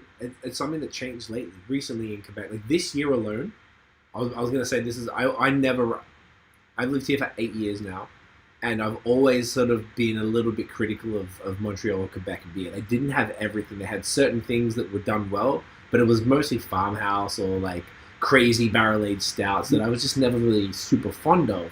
So I was always going everywhere else. And I can say, I've said it to multiple people like this week, nowhere in the country is better than Quebec right now. Every single style that you want, it is done here as good, if not better, than stuff in the States. Like all the stuff. Agreed. From the lagers, like the haze. Like 2 or 3 years ago. It was good, but it's not the same as now. No, right it's not now. the same. And have you been to Portland? Like, Oregon? No, I haven't been to either Portland, to be honest, unfortunately. So I'd love a Great Notion. I've had beers from Great Notion, but I've never been. It's crazy, right? Put that on your bucket list for next year, maybe. Yeah, or whatever. or the year after. I've drank the best beers, like almost the best beers in my life there, but like it inspired me to say, oh my god, I wish Quebec was like doing that kind of crispiness or whatever, and I found it this year for the first time. So I think we're getting there. All right, good. I'm glad that if you are agreeing with me, because I feel like you've got to be exposed to more beers than arguably anybody. So that's really that's from the customer too. Like they're saying the same thing. Okay. Yeah. I just feel like, say, if you want to say like the one thing I really always felt was missing from Quebec was it was always the lagers and like dry hop lagers, crispy, and all that across the board, and all the trendy stuff. Whether it was New England, I mean, Bar Canada had been around for a couple of years and they were always doing good, but I'm talking like even Montreal, until Messorem or now Brewski last summer got their own system. Like those two alone were just dominating. Then Sir John, I guess, I don't know how long they've been around, but then they really came strong. Now Gallicus from up in Gatineau doing killer stuff. The crazy weird like smoothie sours from Brewski and from Messorem are just out of control. Like I mean, I've been to not Portland, but like Colorado had all the best stuff there. Vermont, obviously, we've all been there. New York, Virginia, Pennsylvania, like all of that stuff. Went to Tired Hands and like the Vale, and the stuff from Brewski and Messorem and their smoothie sour crazy shit. That is as good as the Vale stuff. And that, to me, was like, that's where it comes from. You know, like, they all been inspired by that. Yeah. So that's good because they're... Because inspired by is cool, but it doesn't always mean they're going to nail it. If they've nailed it. And that, to me, is like, you don't need to go in. And like, we can't go there right now. But, like, you don't need to. Like, everything is here now. Now, is it hard to get? Yeah. So that kind of sucks. I mean, you can get, some of they don't can the smoothie sours or whatever for the most part. I know, but that's the thing. Like, when you miss one, there'll be another one. So that's not a big deal, right? But it's just so nice to know that, like, across the board, everything's here, and you're a place where people can go and be like, yo, like, whatever you need, we pretty much have it. If they distribute and it's fire, we got it. And that's interesting because with this situation, actually, it would be very sad. Like, it's a good timing because, like, if we cannot go to Vermont right now, I would miss those beer. Like, I miss those beer. But anyway, like, I can feel that we have something to hold on to here and we're proud of. Yeah. Not just, like, in standby before I go to Vermont. I know that the next surgeon I'll drink is, like, as good as foam. Fresh and good and balanced as Vermont do. So that's good. Yeah. 2020 is a good year for beers, even though it's weird to say. Do you know what? We've been saying that too. It's been good for us, for our business. It sounds like it's been good for you. It's been good for a lot of breweries. And all of a sudden it's almost like people have had more time to like lock down and make these beers that maybe they weren't doing before. And it's kind of like all this, like, I think it's an accumulation of maybe the brewer, because a lot of the brewers who are forward thinking, I know the guys from Bruce, like Derek and Guillaume, like Derek specifically with Zach, the other brewer, they traveled a lot. They've gone Massachusetts, New York, Vermont, blah, blah, blah, trying to get the crazy stuff. And they've brought that back, that they did that a couple years ago, and now they're just executing constantly, and it's just better and better and better and better. And They don't stop. They just don't stop. Doing it all the way. Going. And they're not letting the older, the thing about Quebec, it was always a very traditional place, and that goes across the board with every single thing about this place, and it's part of what makes it so special. With beer, it was something that always kind of bothered me, because I was like, well, yeah, the traditional stuff is dope, and you've got newer breweries like Silo, like JP. That's the thing I wanted to talk about. Like, Silo is the one that understood that the trend would come. Right. Because when he started, like, 4 months ago, he opened right as everything closed. He launched like 6 months ago, but anyway, he started like a year ago. He talked to people about, I want to do German beers, lagers, whatever, like Louvain, Pils, Czech, whatever. And people were like, you don't get it, man. You need to do IPAs. Like, and it's like, he did IPAs in a way to respond to the market, but like, his best beers are the beers that are like is sold, because he wanted all the time from Succursale. He wanted to do that, Walsh and stuff like that, and he's killing it actually right now. I've heard. I actually haven't tried them yet, but I've interviewed him twice on the podcast for Le Succursale and for Bira. I'll give you some by delivery. You need to taste Silo. Yeah, I definitely need to try them. He keeps sending me like the pictures of them and stuff, and I was like, yo, I gotta get this stuff because it just sounds amazing. And I know that he was posting recently about that Czech thing where it's like all foam, like literally the whole glass, like except for a little bit at the bottom is foam, and I guess it's slowly recedes. Like, I love that he's doing that, because when he made New England, we did the episode at like 2 years ago. Yeah. When he had a New England, it was okay, but he told me, he's like, I don't like this stuff. I'm just doing it because I have to. And it's never good. It's never great, I guess, when a brewer is just like, oh yeah, I have to do this. But it's like, just like you said, that the German style and the Czechs, because I know he traveled out there. I think it was last year. Yeah. There's a whole bunch of Quebec people went out there, and they were like, I feel like, I can't remember who else it was. Like, I think Alex from Chantlib, Pia, went out there. Mm-hmm. JP, a bunch of people I remember keep following along. Like, man, this looks crazy. We were supposed to be there right now too, like, except for COVID. Like, I was really excited. I wanted to go to Pilsen. I wanted to go to Munich and Bavaria and stuff and see this, because I was inspired by them. But it's very cool to see them come back and be like, nah, man, this is what I want to make. I'm going to do this stuff well. And this stuff is the new trend, actually. Yeah. And it made me think about, do you know Point Carré, like the restaurant? Sounds extremely familiar. In Chinatown, it's like... isn't it like a beer bar? Like a really cool beer bar? Yeah, it's kind of a beer and a wine bar with fermented food. It's kind of amazing. And they are so good to choose, like, the best lagers, Kolsch, whatever. Yeah. Like, and before people were like, okay, but what? Like, is it just blonde beers or whatever? But this is the thing, you know, this is a trend. And they make, like, lagers competitions or whatever. They are amazing. And it's a not only a great place, but the beers, I know they don't brew, but anyway, the selection they make is based on lagers and Kolsch and German stuff, and it's kind of crazy. I think it's not the next New England, because it never, like, it's another thing, but I think it can be at the same time. Like, it can be something that grows in the market next year, and, you know, like, it can stay for a while. Oh, for sure. I noticed that Quebec was slow to get on that trend. It was really big in Ontario. It was really big in Vermont for a while. Still is, but Quebec was super slow. But now Quebec is, like, on it. It's fantastic. I'm loving it. And I think you're 100% correct. The New England's not going anywhere, but at least locally, I think that people are getting it. And, like, before, it was annoying to me that Quebec was behind in all these trends, but now it's almost like Quebec being behind has made them better. When it comes to now, like, I think it's all the learnings, and maybe people start traveling and realize, and then they're able to tap into that knowledge base from everywhere else, and now everything that's coming out is just insane.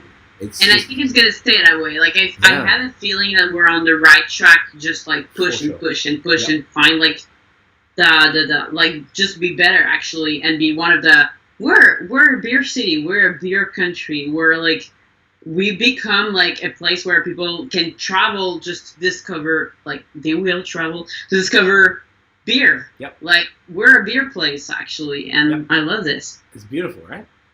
Yeah, it is. It's time for Origins and Messorem. Thank you. Yes, it is. I don't have the one you have. I have this one. Oh, you got the Doom. Nice. Oh, do you want to move it just towards your face a bit so it's on the other side? There we go. Perfect. Not so doomed, not pretty. And you know what? Like, the reason why I love this one so much is that I bought a 4-pack when they released it, and it's a DDH Pale Ale, and you know what? That's the thing. Like, it's 5.6%, but it tastes like 8%. So you're saying it's 6, right? I think it's a 6 even. Correct. You're right. Yeah. So it's not that intense. So, and I want to know if you taste the fruit I was tasting when I had it.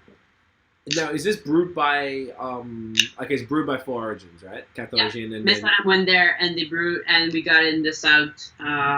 We got, I think, 15 cases. It went just, like, crazy online. Right? I was so excited. Thank you so much, because this was, like, on my huge list to get. I thought it was gone. I thought it, like, sold out super quick. And yeah, it was sold out in, like, 20 minutes. Jeez. So, you know what was interesting? Because I know Mike and Keegan and then the guys there. I know initially this is not what they wanted to do. Like, they did not want to make haze. So I love that they ended up making haze and doing it well. They wanted to do, like, another type of beer. Yeah, I know, and I guess they could have ended up having to do it. I really love their one with L'Abordage. I forgot what it was called. The pale ale. Do you remember that? Town Dam. Yeah, that was crazy. It's my favorite one. It's so like grapefruit. Oh, sweet. I love that. It's perfect. Yeah, that one was fantastic. Let me get the photo because I have not had this one. I'm excited. All right, here we go. I wish I would normally take it with you. It's just I've got lights in front of it. It would ruin the shot. Oh, okay. So it smells super like. What I would sometimes confuse dankness with like overripe. Sorry, it's overripe fruit, but I would sometimes confuse that flavor profile with dankness.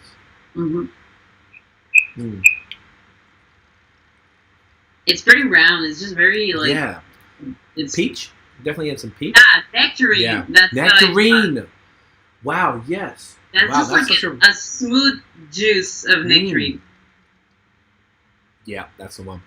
Do you know what? It's funny because it's got the peach vibes, but it's almost like peach and nectarine because it's like peach is so soft and such an undertone of a fruit. And it's kind of watery at the same time because it's not like something. It's not super boozy. The beer is watery, but the peaches are watery in life. Yeah. Like it's hard to put in a beer. And you almost have to support the peaches with something else because it's like it doesn't always. Sometimes it does, but you probably got to put a shit ton in for it to be able to.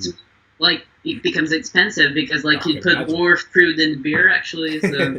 That's what was funny. The did you try the Imperial Brew Juice 100% raspberry from Brewing? I got it was like one of the first one they made, right? It was like a couple weeks ago. It wasn't because it was Imperial.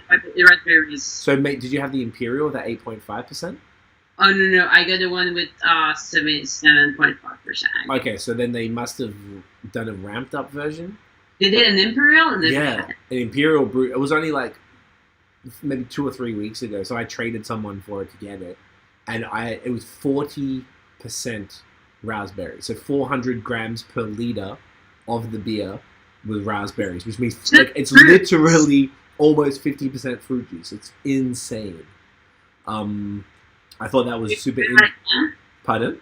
You had a can, or I had one can. Yeah, I had this dude Fred, who is a top bloke. He follows us on the podcast, and he hit me up, and he mentioned people just sometimes say, I imagine it happens with you. People just like, yo, if you tried this, and just send me pictures of beers. I'm like, oh, I haven't. He's like, yo, I got 2 cans. Do you want to trade for them? I'm like, yeah.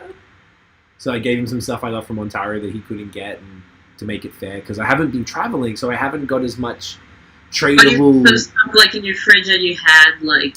See, the thing what happens with the difference probably between you and I is that if you get beers, you can just drink them. If I get beers, it's work. I'm not complaining, but if I get sent beers, there's a documentation that has to happen for it to be valuable. A lot of, like even when PR gives me the Ras L'Bock, it's like, let's just enjoy it. I'm like, I'm not going to just enjoy it, dude. I'm going to make sure I use this to promote your product because that's the point, right?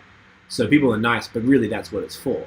So I've got stuff. Sometimes I get more than one. I don't really ever need more than 1 or 2 of any beer. I just don't need it because I've got so much to go through because of documenting things. So if I've got extras, because I can't give away what I have because I'm required to do stuff with it. So sometimes I'll get a 4-pack. I'm like, well, I only need 2 of these. So I could trade it to somebody, which is great because then they'll probably post about it too. So that helps the brewery in addition. Once you have like 2 of them, it's good. But like, I mean, like it's good for people. Other people just get them. Yeah, and I want to just like with beer people, we all want to share the love, right? Like if I got more, I'm not. No, none of us are greedy. The beer flow is unlimited. It's like I'm never greedy about it. I'm like if I got one of these, I wouldn't give this away because it's the only one I have. So I've got it. I want to try it for myself. And I want to when you have like a 4-pack, the thing we think about is just sharing. Totally, 100%, exactly. So, someone wasn't this nice. This guy, Fred, super cool guy. He just offered to do it. I was like, yeah, I would love to try it, man. So I just grabbed it off him. Whatever. I think it was not too long before we left, so a couple of weeks ago. But that they've been doing non-stop. Like Bruce, we've been knocking out the brew juices. They did the cheesecake one again. One of my friends is obsessed with them. It's kind of they're doing it pretty well. I talked with Guillaume today. Actually, we have like I cannot talk about it, but we have like a special project with Brewski. Okay. Any hints? Brewski will maybe be brewing with another brewery for a specific anniversary cheers beer, maybe. Now that is fantastic. You heard it here first, guys. Keep an eye out. Actually, I'll send you one. Actually, the thing is that you know, like, this is something I want to talk about. Like, Yeah. breweries like Réservoir, Brewski, Boswell, they cannot sell online, right? Because they cannot distribute because of their permit. But sometimes they cannot change the permit even though they want to. And then it's hard because those breweries, I love their story. I love them. I would like to have them on their website. So the laws are very clear. We cannot sell those growlers or beers or whatever, even though they had cans. Like, because that all started to can stuff just to go at home because they wanted to make more money of this. And it's smart, but I cannot take those and just sell them. Right. So the way we found to put breweries up front, even though we're not buying those cans, is to, for example, for our first year anniversary scoop, we have, for example, Boswell to work with another brewery we love to make a beer. So Boswell will be, in that way, on a can linked to a specific type of beer that is very good for cheers, and then they will be somehow in the market, on the shelters, on the, you know, like in the field, so people can see them and say, you know what? Because what's the goal of a brewery like Boswell, Réservoir, and Brewski is that people can go there, live the experiment. I know it's harder these days, but like just to go there, spend money, live the full experience as they can. All three of those places have amazing food too, by the way. That's the thing. Yeah. So it's like I dream about that. Like I'm like how can we find a way, like legal way to help them out? Right. And I talk to those guys every week. And I'm like, they're like, no, we cannot. I'm like, I know, but I want to help. So the way we found was like, okay, so your Réservoir, your Boswell, your Brewski, go there, that when they can distribute, and brew with them, have fun, meet them, and then we'll have you both on the cans, and we'll have so much cases you'll be able to not only have like a good marketing, but just put your brewery up front, and we'll write, there's a tap room that an amazing food and you can go to there. So this is not like a free way just to, like, not free, but just like a nice way just to promote those breweries that don't have any, like, not any chance. But right. For example, Brewski don't want to distribute. It's not in his model, and that's perfect. But when I said, you know what, do you want to work with this brewery? He said yes.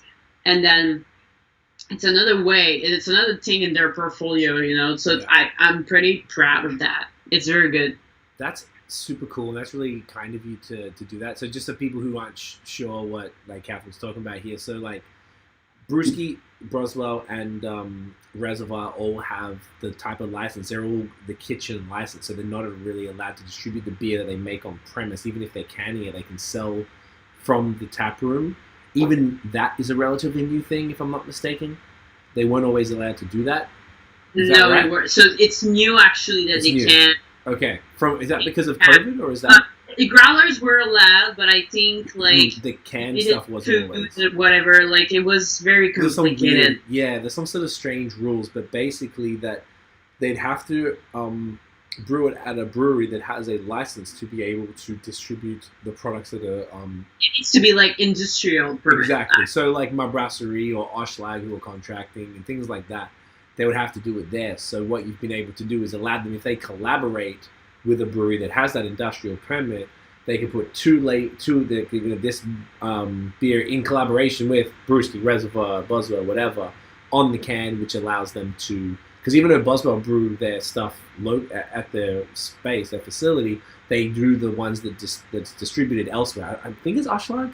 Did they do Oshlag? It was my brasserie, but they stopped brewing there. But the good news with Boswell is that they will be able to distribute because they have a new permit.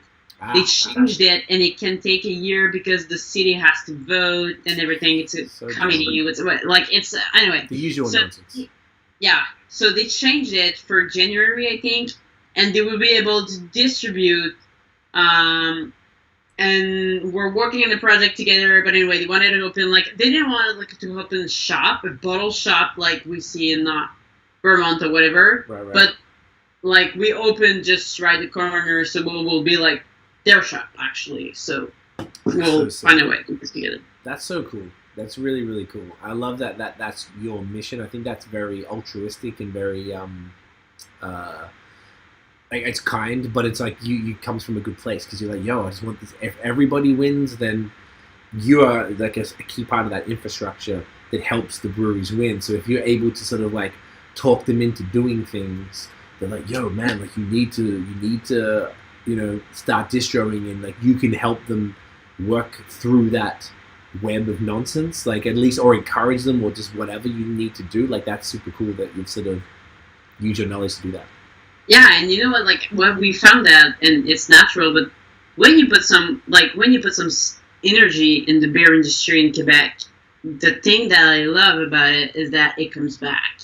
And right. I don't do it because it comes back, but it always finds a way to just like, you feel it. Like you feel like, anyway, you know it because you do it too. But when we talk to those brewers or when we go there, the amount of energy we just get in, it's like a drug. It's like something you fill up. It's like adrenaline, cool, and then you just start helping them, and it works. People react like they want it. They want more, and they're like, oh my God, I've learned something, or thank you so much, you made me discover that brewery. I want to go there again. And I know it's not money, but I think it is at the same time. So it's like, it's more than marketing. It's just like a way to do stuff and to believe in stuff. And once they get that you want to do this that way, they just get you in their family. And yes, I think I'm in the beer industry. I can say that. Like 100%. Not even a question. I'm going to touch on that. Got a couple quick things. Redheaded beer guy, what up? Thank you for coming through. Daniel, shout out, brother. He said, sup, loved a bit of dep loyalty when I lived in MTL. So my friend Daniel, he's in Vancouver. He's my main friend out there. I love Vancouver. Yeah, it's beautiful, right? So we do some trades and stuff. He comes back often because his business partner's out here and his girlfriend's from Sherbrooke. So he comes back regularly, but yeah, he lived in Verdun, so he had like some good dep load to go to the same places, so he understands what it's like. You go to the dep, they know you, like, Daniel, bro, you're back here, I know you love this, look what we just got in. And it's that relationship. So it's you taking the relationship, which is interesting because you've got both sides. You've got the relationship with the industry, as you just described, and then you've got the relationship with the consumer who would come back. That's the best position you can ever have. It's quite powerful when you really think about it, because you are the one influencing the industry and you're influencing the consumer by sort of what you believe in, and like you've obviously got this, real passion for it, and you believe in the industry, and you know what's good and what's not, and what breweries like really come from a good place and are making good stuff, and so on and so forth. So it's really cool that there's a place that people can trust, because that's really what it comes down to. Exactly, and once the brewery trusts you, then if you have feedback from the customer every day, again and again, then you can feed the brewery that don't even have time to get this connection with the public, actually. No, 100%. So my girlfriend's drinking wine. I was like, what look at that color. It looks kind of like... It looks like a brown ale. Yeah, like a Pinot Noir. Pinot Noir? From who? Pinot Noir. Flat Rock Cellars in Ontario. Is it good? Yeah, it's great. It's just because like isn't that like a strange color? Mm-hmm. It just like looks like it's a brown tinge, not like purple. Yeah, it looks red to me, but I guess. Yeah, no, I can see the red tinges, but just brown if it looks like that on the camera too. I was like, what is that? Are you drinking like some liquor or something? Like, but yeah, no, like that is not booze. No booze.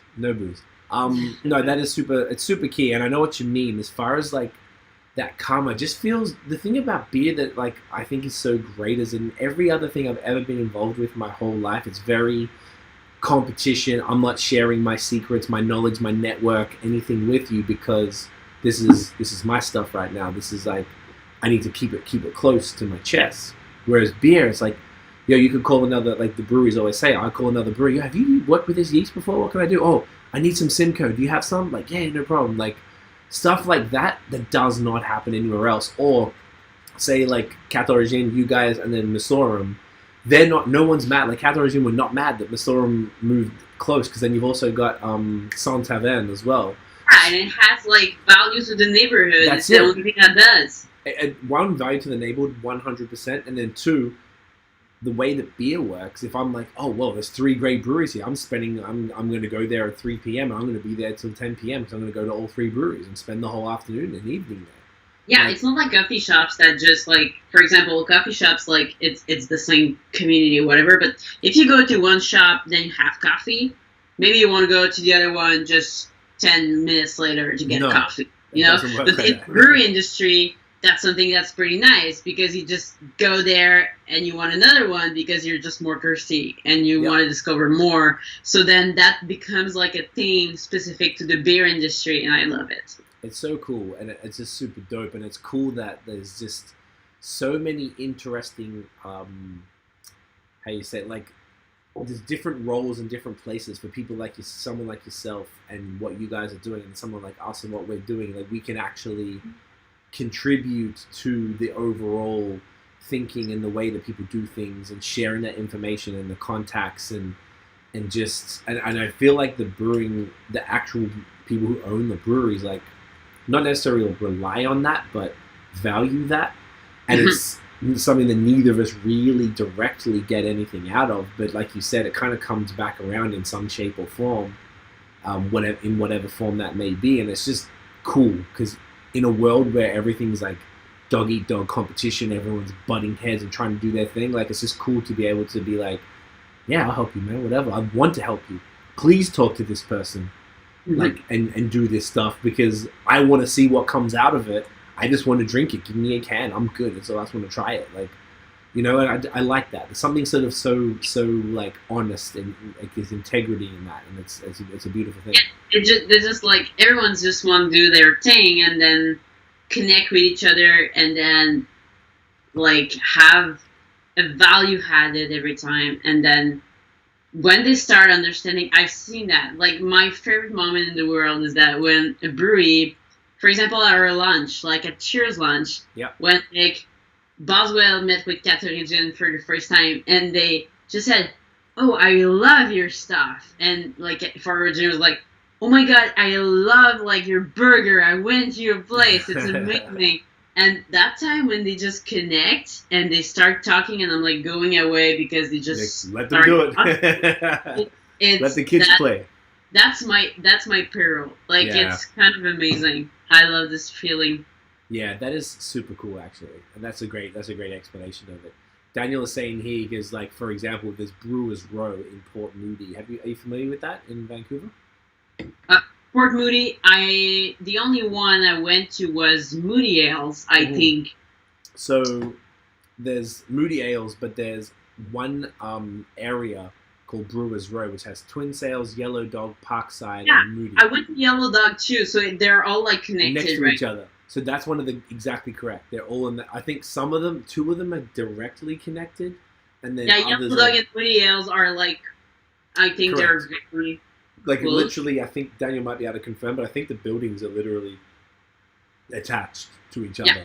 But the fact that there's and Twin Sails are, one of my favorite breweries out there as well, and I love that they're all in the same area. They all collab with each other. And it's like, well, I'm going to spend my whole afternoon right here. I just drive to that one place or take an Uber, boom, boom. If they have Uber. I don't think they even have Uber yet in Vancouver, which is hilarious. You might be able to confirm. Yeah. Last I spoke to you. I've been there, and wow, I would go there like tomorrow. It's beautiful. Oh, and the other one. So Daniel lives in, it's called the East Vancouver. They call it Yeast Van, which is pretty funny. So there's 14 breweries in walking distance. Oh, wow. I love it. That is crazy, and funnily enough, I got a friend out there right now, and she sent me a picture of a Moody Ales beer, and I'm like, yo, where'd you get that? She's like, yo, I'm in Vancouver. She's from here. She lives here. I was like, man, you didn't tell me. Like, yo, let me give you a list. So I gave her a list, and when I Googled it, just in case I forgot some, and I found that East Van district, and they're like, boom, boom. They're all like 5 minutes, 2 minutes, 7 minutes away. What's your favorite brewery in Vancouver? Probably Twin Sails. Okay. I really love Four Winds, but if I'm going to be the other 2 would be Superflux, because they're like the number 1. I think the number 1 rated brewery in Canada, and Boombox. Killer. Did you have any? Yeah, I've been there. Yeah, you went to which one? Boombox. A Boombox. I've been to Brassneck too. Oh, Brassneck are great. Yeah. 33 Acres is. Their branding is insane. Oh my God, their Instagram, I can look at it all day. 33 Acres in Van. Oh, that's Tiff's favorite. It's the best brewery Instagram. I don't, aside from Allagash and Zero Gravity. Yeah. And 33 Acres are like some of the best, and I guess Dominion City too. But like this, one of like they're like it's such a beautiful aesthetic. Great. Every time you just like put out a picture, I'm like, oh my god, like, guys! How did you do that? What happened? I want to drink everything. Like that's the problem. That they're good. They're good. Yeah, they're fire. Yeah, and Superflux just opened a tap room. I think in East Van too. Oh yeah. Yeah, there was like. A couple weeks. Locations? Yeah, no, they have one location. They were brewing out of Strathcona, and now they opened their own tap room finally because they were essentially contracted. It's near Brass Neck, right? If I'm not mistaken, Daniel, can you confirm where Superflux is? He'll tell me. I'm pretty sure it's near him. It's in that East Vancouver district, which is wild because there's so many fire ones there. He was telling me about this other place. I think it was called. Callister or something, and they've got like 4 breweries that kind of. I've been there. It's very small and very good, and I met the owner. Is insane. Is that the one with 4 different breweries in the one place? I think very like it's walkable actually. Oh, no, I mean like there's actually one place, and Daniel will tell me as well. But it was a bicycle brewing too. Bicycle? Because there's a bicycle in Ottawa, but maybe it's no. different? There's it's not bicycle. What is it? Okay, it's amazing. Their branding is you'd like that. Okay. It's a bicycle. What is it? Keep looking. Here we go. Yeah, I'll just look He's at saying, it. can confirm tap room not quite open for off sales and brewery is going. Okay. I thought the tap room opened a couple weeks ago, so. Maybe I was mistaken and read that because I thought they were in out. This is Superflux he's talking about. Superflux. But the place that Calistoga, hang on, he said Callister is an incubator for 3 different breweries. So it's Callister. Oh, okay. So he sent me pictures of them before, and it almost looks like a large homebrew setup. Like it's a little bit like homebrewy with the plastic stuff and buckets and stuff like that. So that might be the one, but I'm not sure. Maybe you went to a similar one? I'm not sure. Oh, it's Electric Bicycle Brewing. I thought it was. Electric Bicycle. That's yeah. Cool. Where's that? In Vancouver? It's actually located in 20 East 4th Avenue, Vancouver. Daniel, do you know that one? He's my main Vancouver plug. He knows what's going on out there. And it's kind of I've just seen the branding. No, I haven't. I should take a look. Electric Bicycle? It's kind of, it's Electric Bicycle. It's kind of crazy. Okay, you like that? It's your style. I think you'll like that. Yeah, it's he said. Or like outside the box. Okay, he said they're local and he loves them. Electric, and he said the haze there is fire. So that's why it's a small place. Yeah, it's hazy stuff and sour stuff. Electric Bicycle. I honestly haven't heard of these guys. Oh, this is funky. Yeah, you like it. Wow, that's great. I love their Instagram. It's so colorful. Like they're wrapping everything. I feel like it's good. Yeah, I've been there. I bought a hat actually. And it's very. Yeah, like a colorful thing. Yeah. The t-shirts are cool with all the patterns and stuff. Yeah, I love the patterns, and this is super interesting. Like, it's kind of it's kind of crazy. You know, like what I like about them is that they've been doing like the pastry stouts and stuff since like 2 years. Right. They were like the first to do like the Oreo pastry stout. Okay, so they were doing this. Oh wow, this is so funky. They did like a alligator aid. Yeah. Jeez. And the color is like when you go there, it's like very flashy paint walls. I like that. Like I guess it's literally the opposite of 33 Acres. It's literally the opposite. Exactly. This is just like so funky and like 70s like. Mm-hmm. I just loving the photos. This is fascinating. I'm gonna follow these guys. These guys are awesome. I'm just gonna the bathroom's just there, so I can still hear you. I have to go to the bathroom because I'm crushing these back. What are some of the other favorite beer areas of the country and some of the other favorite breweries? Maybe whether it's like just outside of Quebec. Do you have any other favorite places that you've been, as far as like other cities and breweries and things that you really really liked? Yeah, so I've been to Portland, Oregon, as I said. Yes. Otherwise, in Vancouver, then we just talked about. I've been to Portland, and I'm just going to open my map right now because I have some I've been to Basecamp Brewing. That is one of my favorite. That it's linked with like a small taco like cart of something. It's kind of my place every time I go there. I have also like Roux Brewing. Roux Brewing. That it's. I have actually two. That's kind of weird, but I have two glasses on my desk right now that are like Roux Brewing. I love those guys. They make like German beers, even like good than the big like IPAs they make. So they're just like so good at everything they do. But lagers, pilsners, Kolsch, and then the double IPAs, AZ IPAs. So Roux Brewing, it's in just like it's more far away when I bike in Portland. Like it's 40 minutes biking, I think. But it worth the trips. Like it's kind of I think the best brewery I've had in Portland. So Basecamp, Roux, and then I don't know what else. There's so much in Portland you need to go to. But I was talking about Roux Brewing. Oh, I heard every word. Roux sounds cool. And the cans, if you take a look at Roux Brewing Instagram, is that RUSE? RUSE, yeah. RUSE. It's the bomb. And the owner is Sean. And he wanted to come in Montreal and he said, you know what? Find me a brewery. I want to do a collab. Okay. Ooh, so I said, so it was 1 week before COVID. I was there. Of course. So, and they do, like, you'll take a look at their Instagram. They're so easy stuff, sour stuff, crispy stuff. They're my favorite in Portland. Okay, that's a bit cool. More so than like Great this Ocean? Is where the best. I've actually drank the best West Coast IPA in my life. From Roux, eh? Yeah, Roux. Roux. Okay, let me just check. I'm going from BAOS. I was already following the electric bicycle. Let me see if I'm following Roux. I'm already following. Look at that. That's a good sign. Oh, this is fire! Wow, the branding is great. Oh wow, look at these fluorescent farm, raspberry and lemon, like crazy. I know. They get it. I have actually one here that I brought back. You kept the can, or you kept the bottle in the stash? Yeah, I kept the bottle for my birthday. They gave it to me for my birthday. Oh, that's dope. Jeez, this place looks amazing. And the Crispies too. Shit.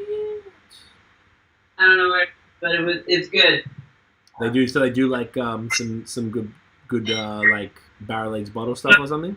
Here it is, like the one that they gave to me for my birthday. It's a Love and Law barrel-aged golden sour, conditioned on red tart cherries. Oh wow! Yeah, I can wait to drink it. Is that like a it looks like a Magnum or something.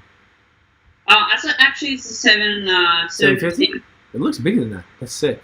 Yeah, it's actually 6%. I can wait to drink it. I think they said keep it for 1 year, so I can wait. How long have you had it for? March.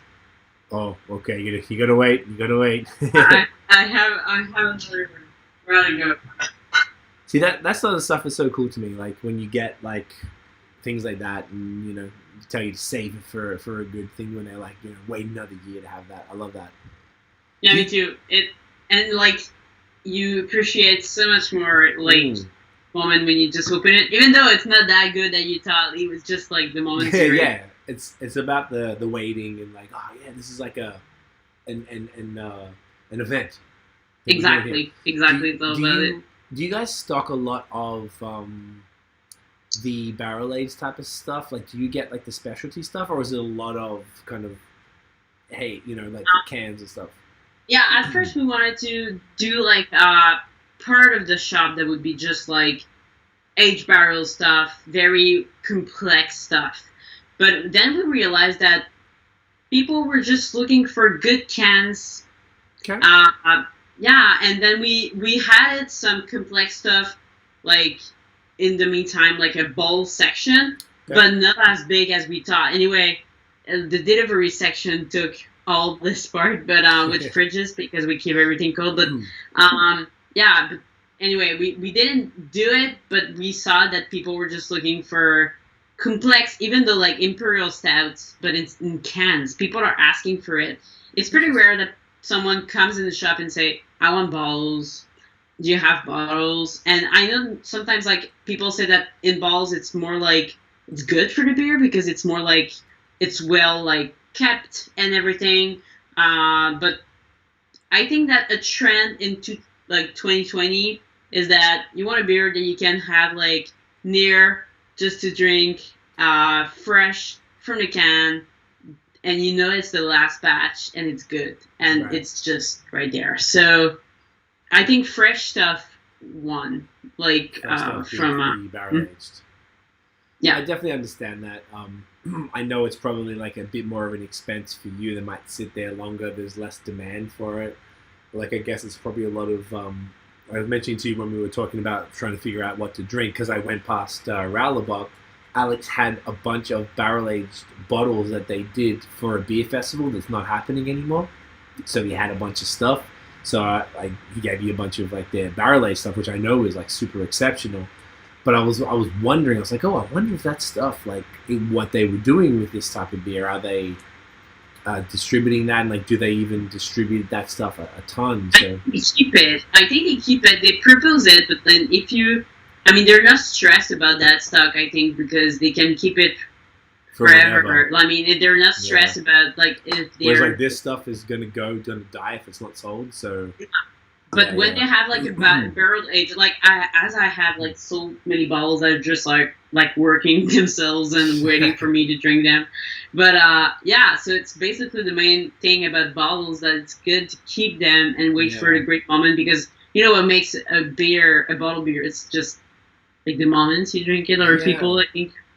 I agree. Do you know what I imagine I don't know if you've got the same problem as me. I'm right behind the camera here. I have a cabinet thing. And I've probably got all up between this and what's in the room, like, I don't know, about 100 bottles that I've unintentionally collected.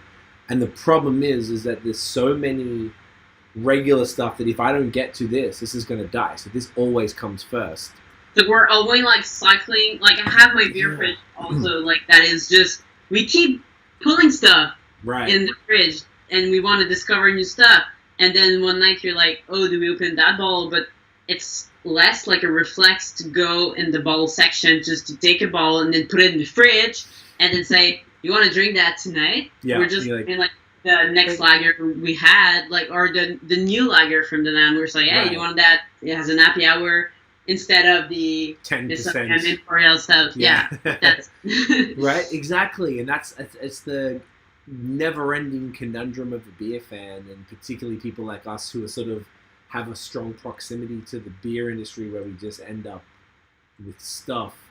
And then it's like, well, I can't drink it by myself. I'm not going to drink it 750 that's 11%. I'm going to die. Like, it's not... Yeah, and the taste is so intense that, you need to share this. Yeah, it has to be with a bunch of people, so... And we don't have a bunch of people right now, so... Right, because you got your partner, I got my partner. Like I said, Tiff's cousin who works for our business now, so he's usually around and he's new to beer. So I'm introducing him to styles, but he likes sours, so I've been it's great because I've been able to, like, I've got a bunch of, I know Sean from Small Pony in Ottawa. Are you familiar with them? Yeah. So their stuff is great. So every time he's coming through and we're having a night where we're drinking, I'm showing him some stuff. I'm like, but you wouldn't open it like with Tiffany on a Monday, like just for fun. I mean maybe you would, but we wouldn't think about it as because it's so much. No, exactly right, because it's such a commitment.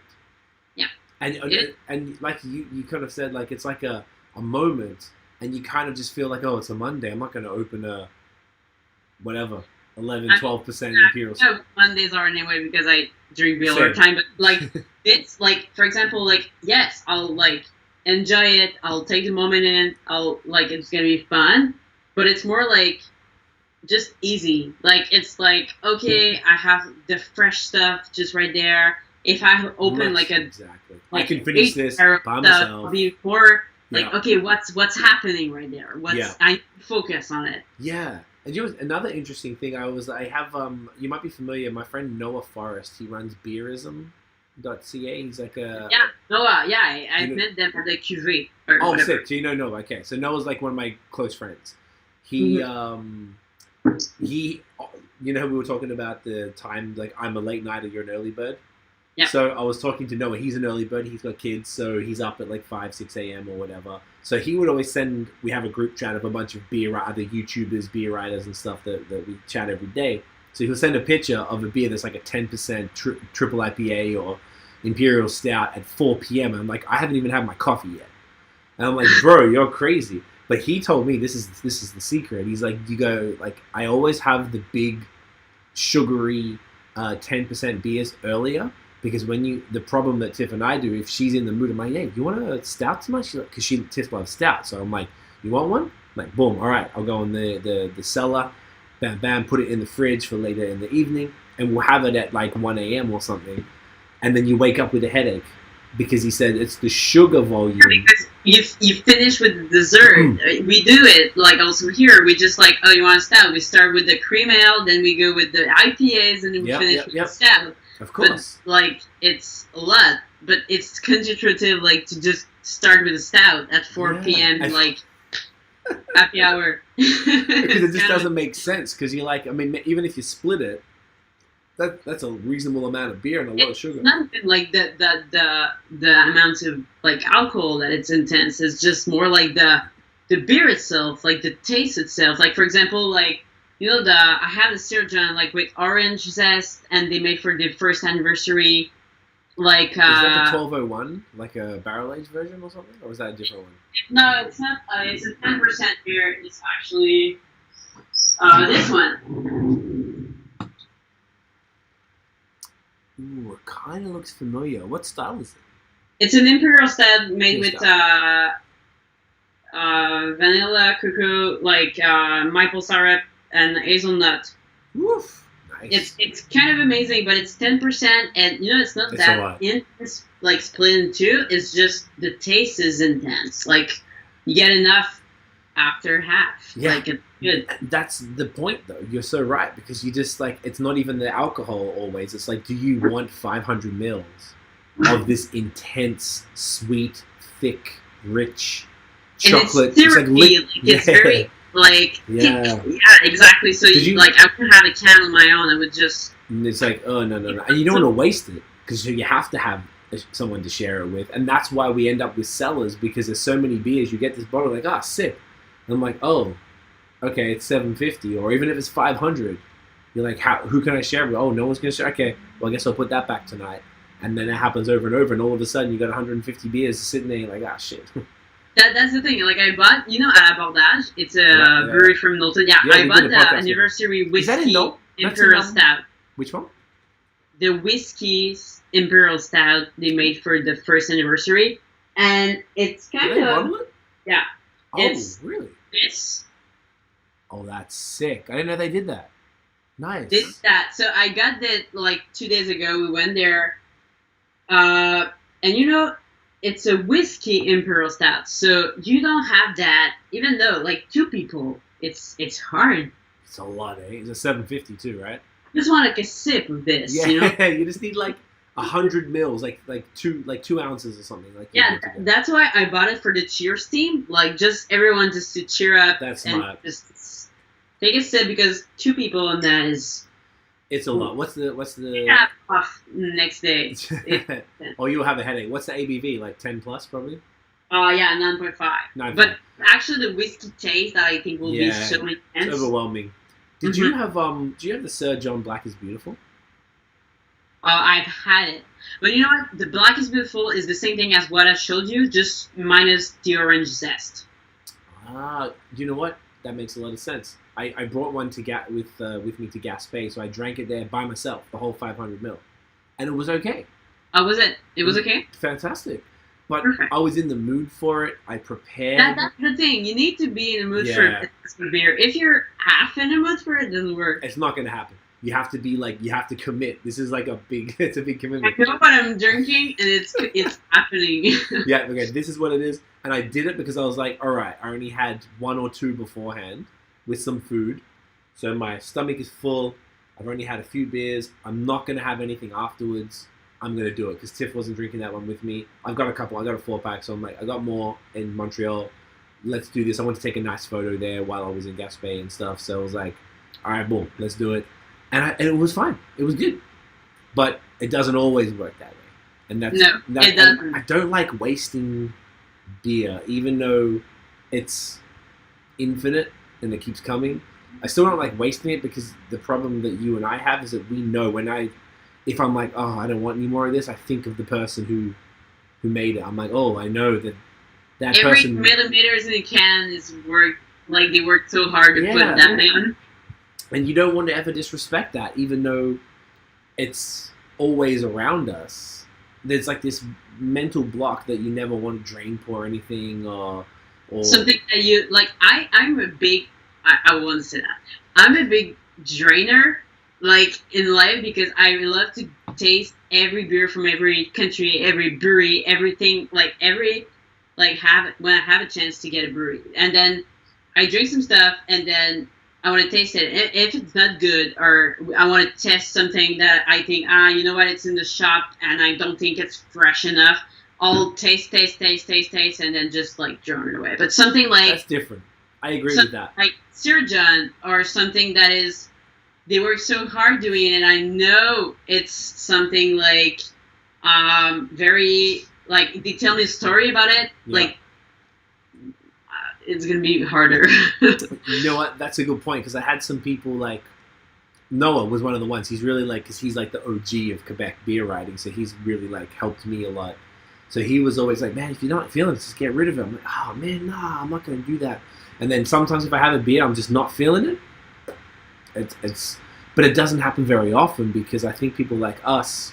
And you get to know yourself. Like, you get to know. You know what you like. I want a lager. I want something very hoppy. I want something very fresh. Or you know yourself, so you won't, like, you know your thing. When you discover, that's the thing. When we're in the industry, and then people gives us, like, they give us so much stuff, then like we can try it, but drink every can, everything at the same time. Sometimes, like, we would be a balloon. Like, we would 5, 6, 7 stuff in the same night. Yeah, and it's more just like, if it's not really, like, if I'm not loving it, or if it's just not amazing, I can't do it.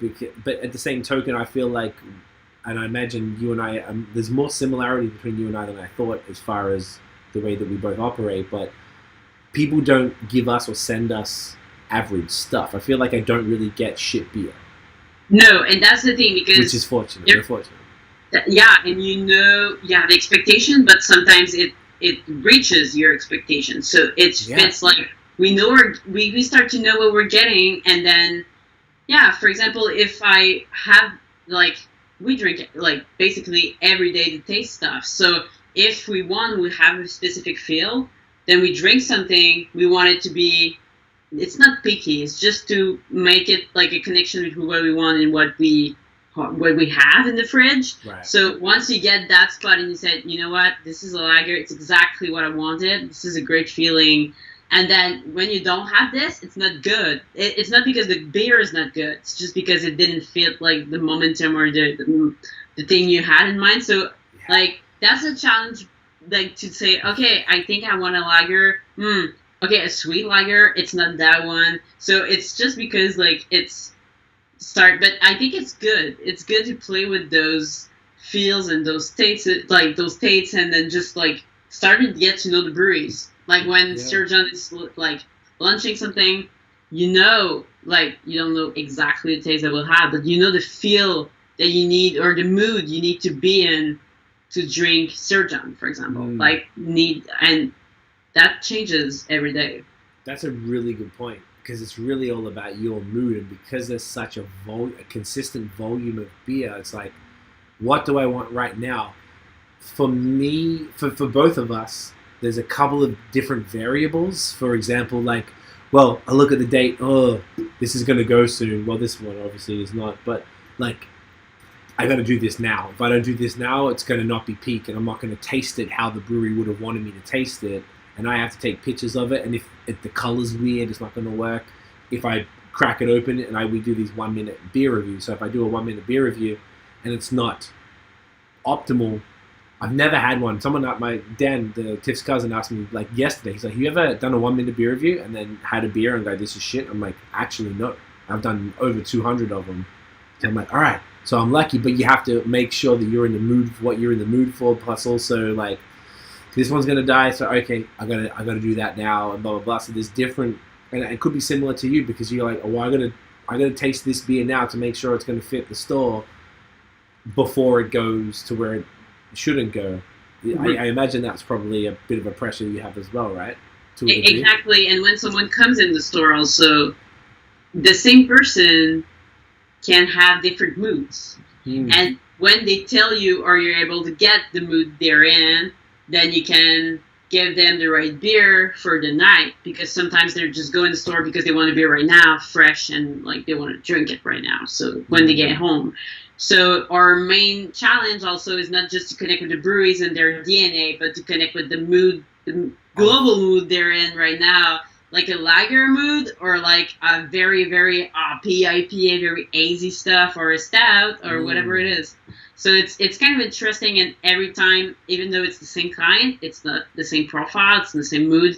So it's kind of all the time very, very nice. Right. So there's a lot of like, you got to determine exactly what they're after when you do it, because you've got to make sure like, all right, you want hoppy, but there's different, like you were saying, there's different, like there's a Sir John, like the Jericho I was telling you about. The Jericho VT is this milky, hot burny, kind of like the Messorem style, but then like the Nui, I think it's called, what was the one I said I had?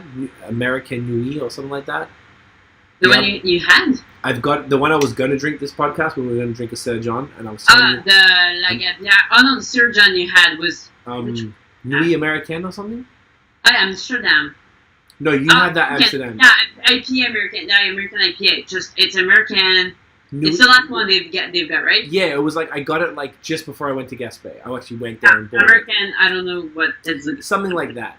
It's not, but it's more like this. It wasn't like milky, didn't have hot burn, a bit more approachable. So that's two different moods, even within the haze world. Like, do I want that hot burn that's gonna like, I'm gonna feel it here later, or do I want that kind of more, fruitier, lighter vibe? So, yeah, exactly. And like you mentioned as well, the sweet Pilsner versus maybe a bit more bitter Helles lager or something. Like, this mood's within a mood. So it's really hard to even determine exactly what people want. So it's kind of good to send them away with a bit of everything. Even for me, it happens all the time. Like, I'm tasting something like, that's not what I wanted. But we started it's not picky, it's just like we started to know like what we're in the mood for and what we want and what's for every day, like depending. I wonder if it's because we're exposed to so many different styles, breweries. I think it is. Like, we live Are in we that too picky? Yeah, because we're in it. Are we like, I mean, I'm sure the brewers are the same situation, but the people, are we too fancy for our own good now? Like, do we we really want this really specific taste profile, I don't think, like I said, I think it's not picky because I'm always going to be so open to every taste, every brewery, everything. Like, I'm never going to say I don't want to taste it because I love my beer. No, it's not. It's just because I think we get to know ourselves more. Like, what we want more or what we are in the mood for. And at the beginning, it's difficult because there's so much options and you get to know more those options. And then you get to say, you know what? I think this specific beer I've tasted, I want this kind. It was amazing. I need this now. And it's not that specific beer you need now, but something that's in the range of it.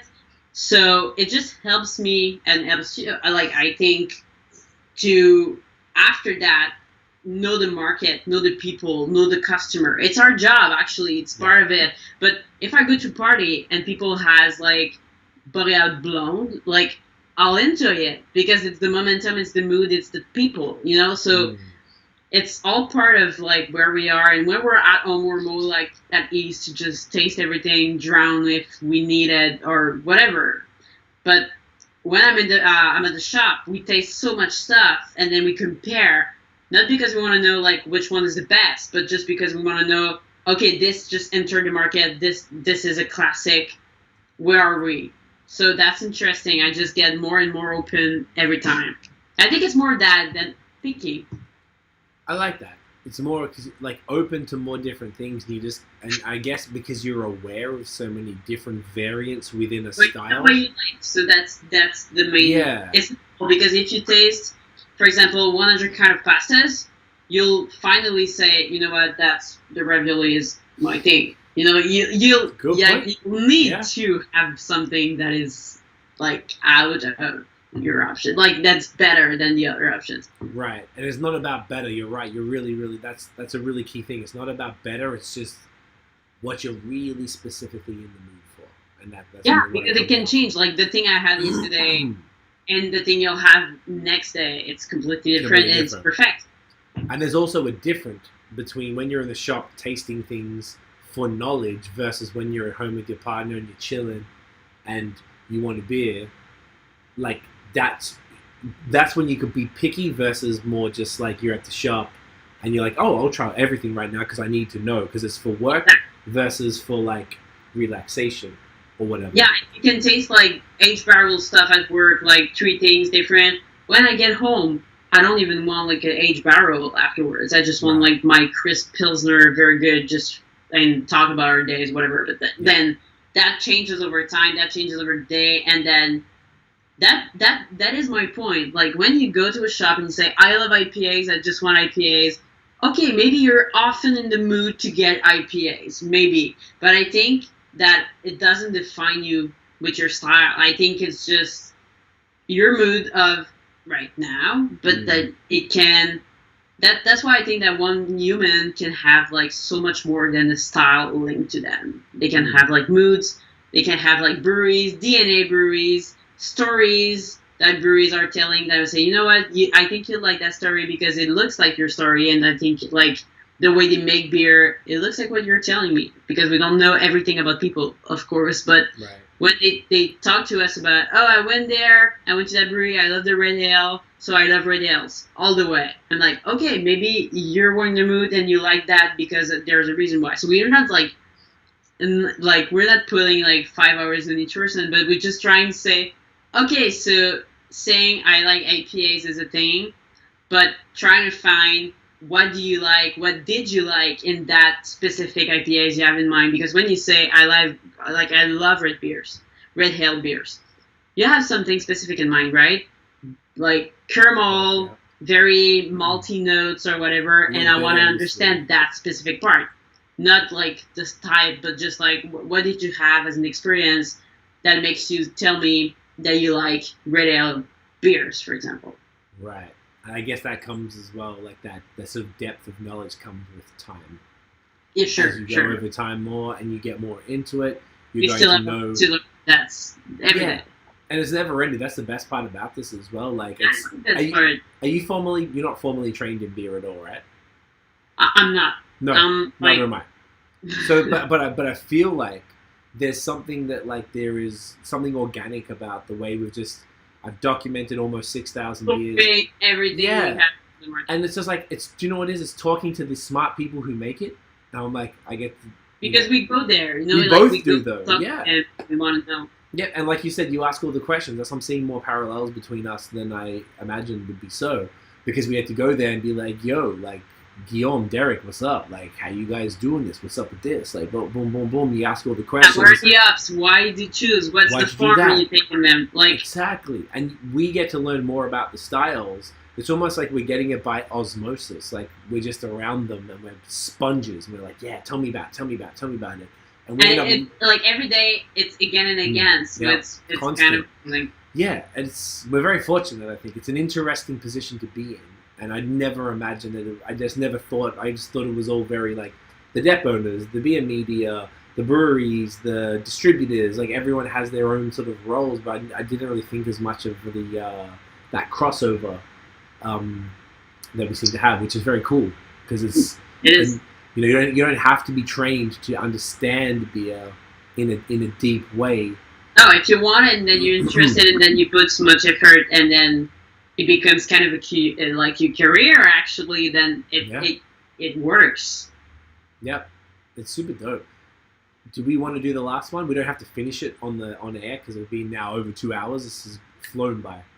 Oh, but actually, if you want to keep it if you want to keep it and discover it later on, it's perfect. I don't mind. If you're feeling good, then I'm actually very, very good and happy with this conversation. Yeah, this has been really fantastic. I was just looking at the time. I'm like, oh shit, is that like 2.25 hours?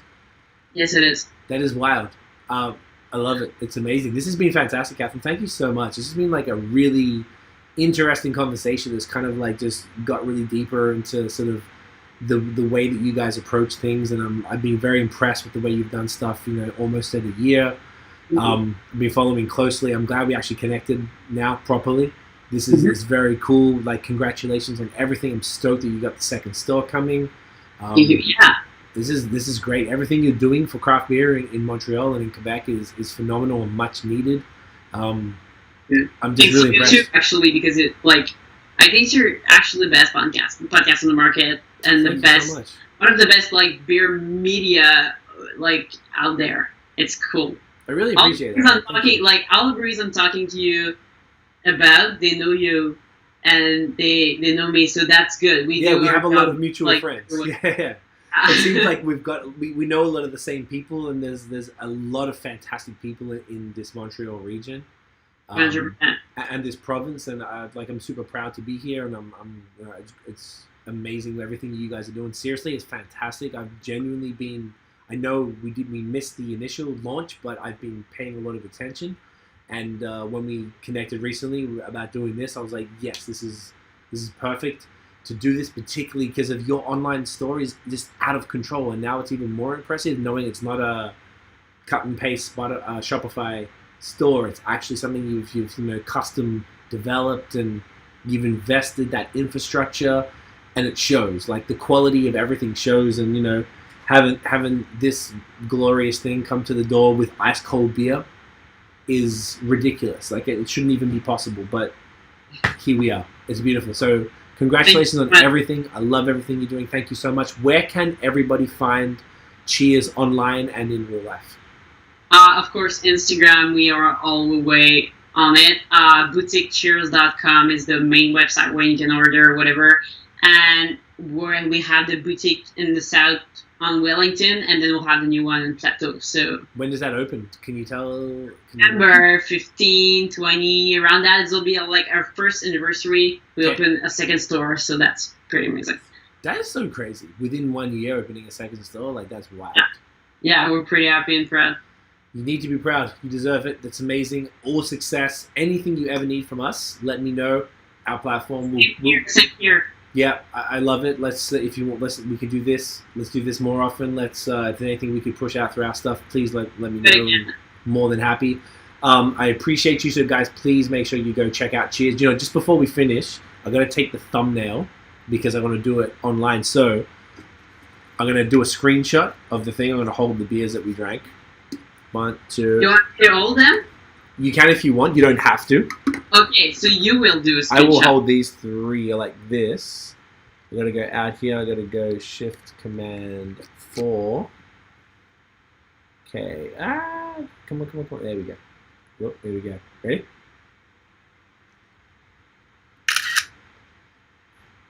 Did we get it? We got it. That's perfect. Awesome. I love it. So stay on the line. I'm going to wrap up the podcast part, then we'll wrap up the live, then we'll wrap up the Skype. Three parts. So guys, please make sure you go follow Catherine and Cheers everywhere online. If you guys enjoyed the episode, smash the thumbs up, hit subscribe below, hit the notification bell so you know when the new drops. Follow us on social media at BAOS Podcast. Check out the long form audio so you can hear incredibly amazing people like Catherine talk about craft beer here in Quebec. That is it, guys. We'll see you in the next episode. Cheers. Boom. All right, that's the podcast part. Live, guys, thank you for tuning in. Daniel, Bruce, Louis, everybody else, Tiff, everyone else who was commenting, thank you for that. That was a really, really fun episode, Catherine. Thank you so much. It was great. If any of you guys are in Montreal, Bassam just rocked up now. Wow. He goes, wow, I'm 104 minutes late. Bassam. So make sure if you guys are into anything financial, if you want to know about what the best stocks are, everything about Canadian finance, go follow Bassam on YouTube. He's in there in the comments. He's amazing. Check him out. But Catherine, thank you so much. Anyone who's in here, make sure you go check him out. Daniel says cheers. Appreciate you, bro. Thank you for tuning in. Just says better late than never. That's hilarious. All right, guys. We'll see you next week, 8 p.m. Friday, as always. Talk to you then. Thank you again, Catherine. Bye. Thank you. Bye, guys.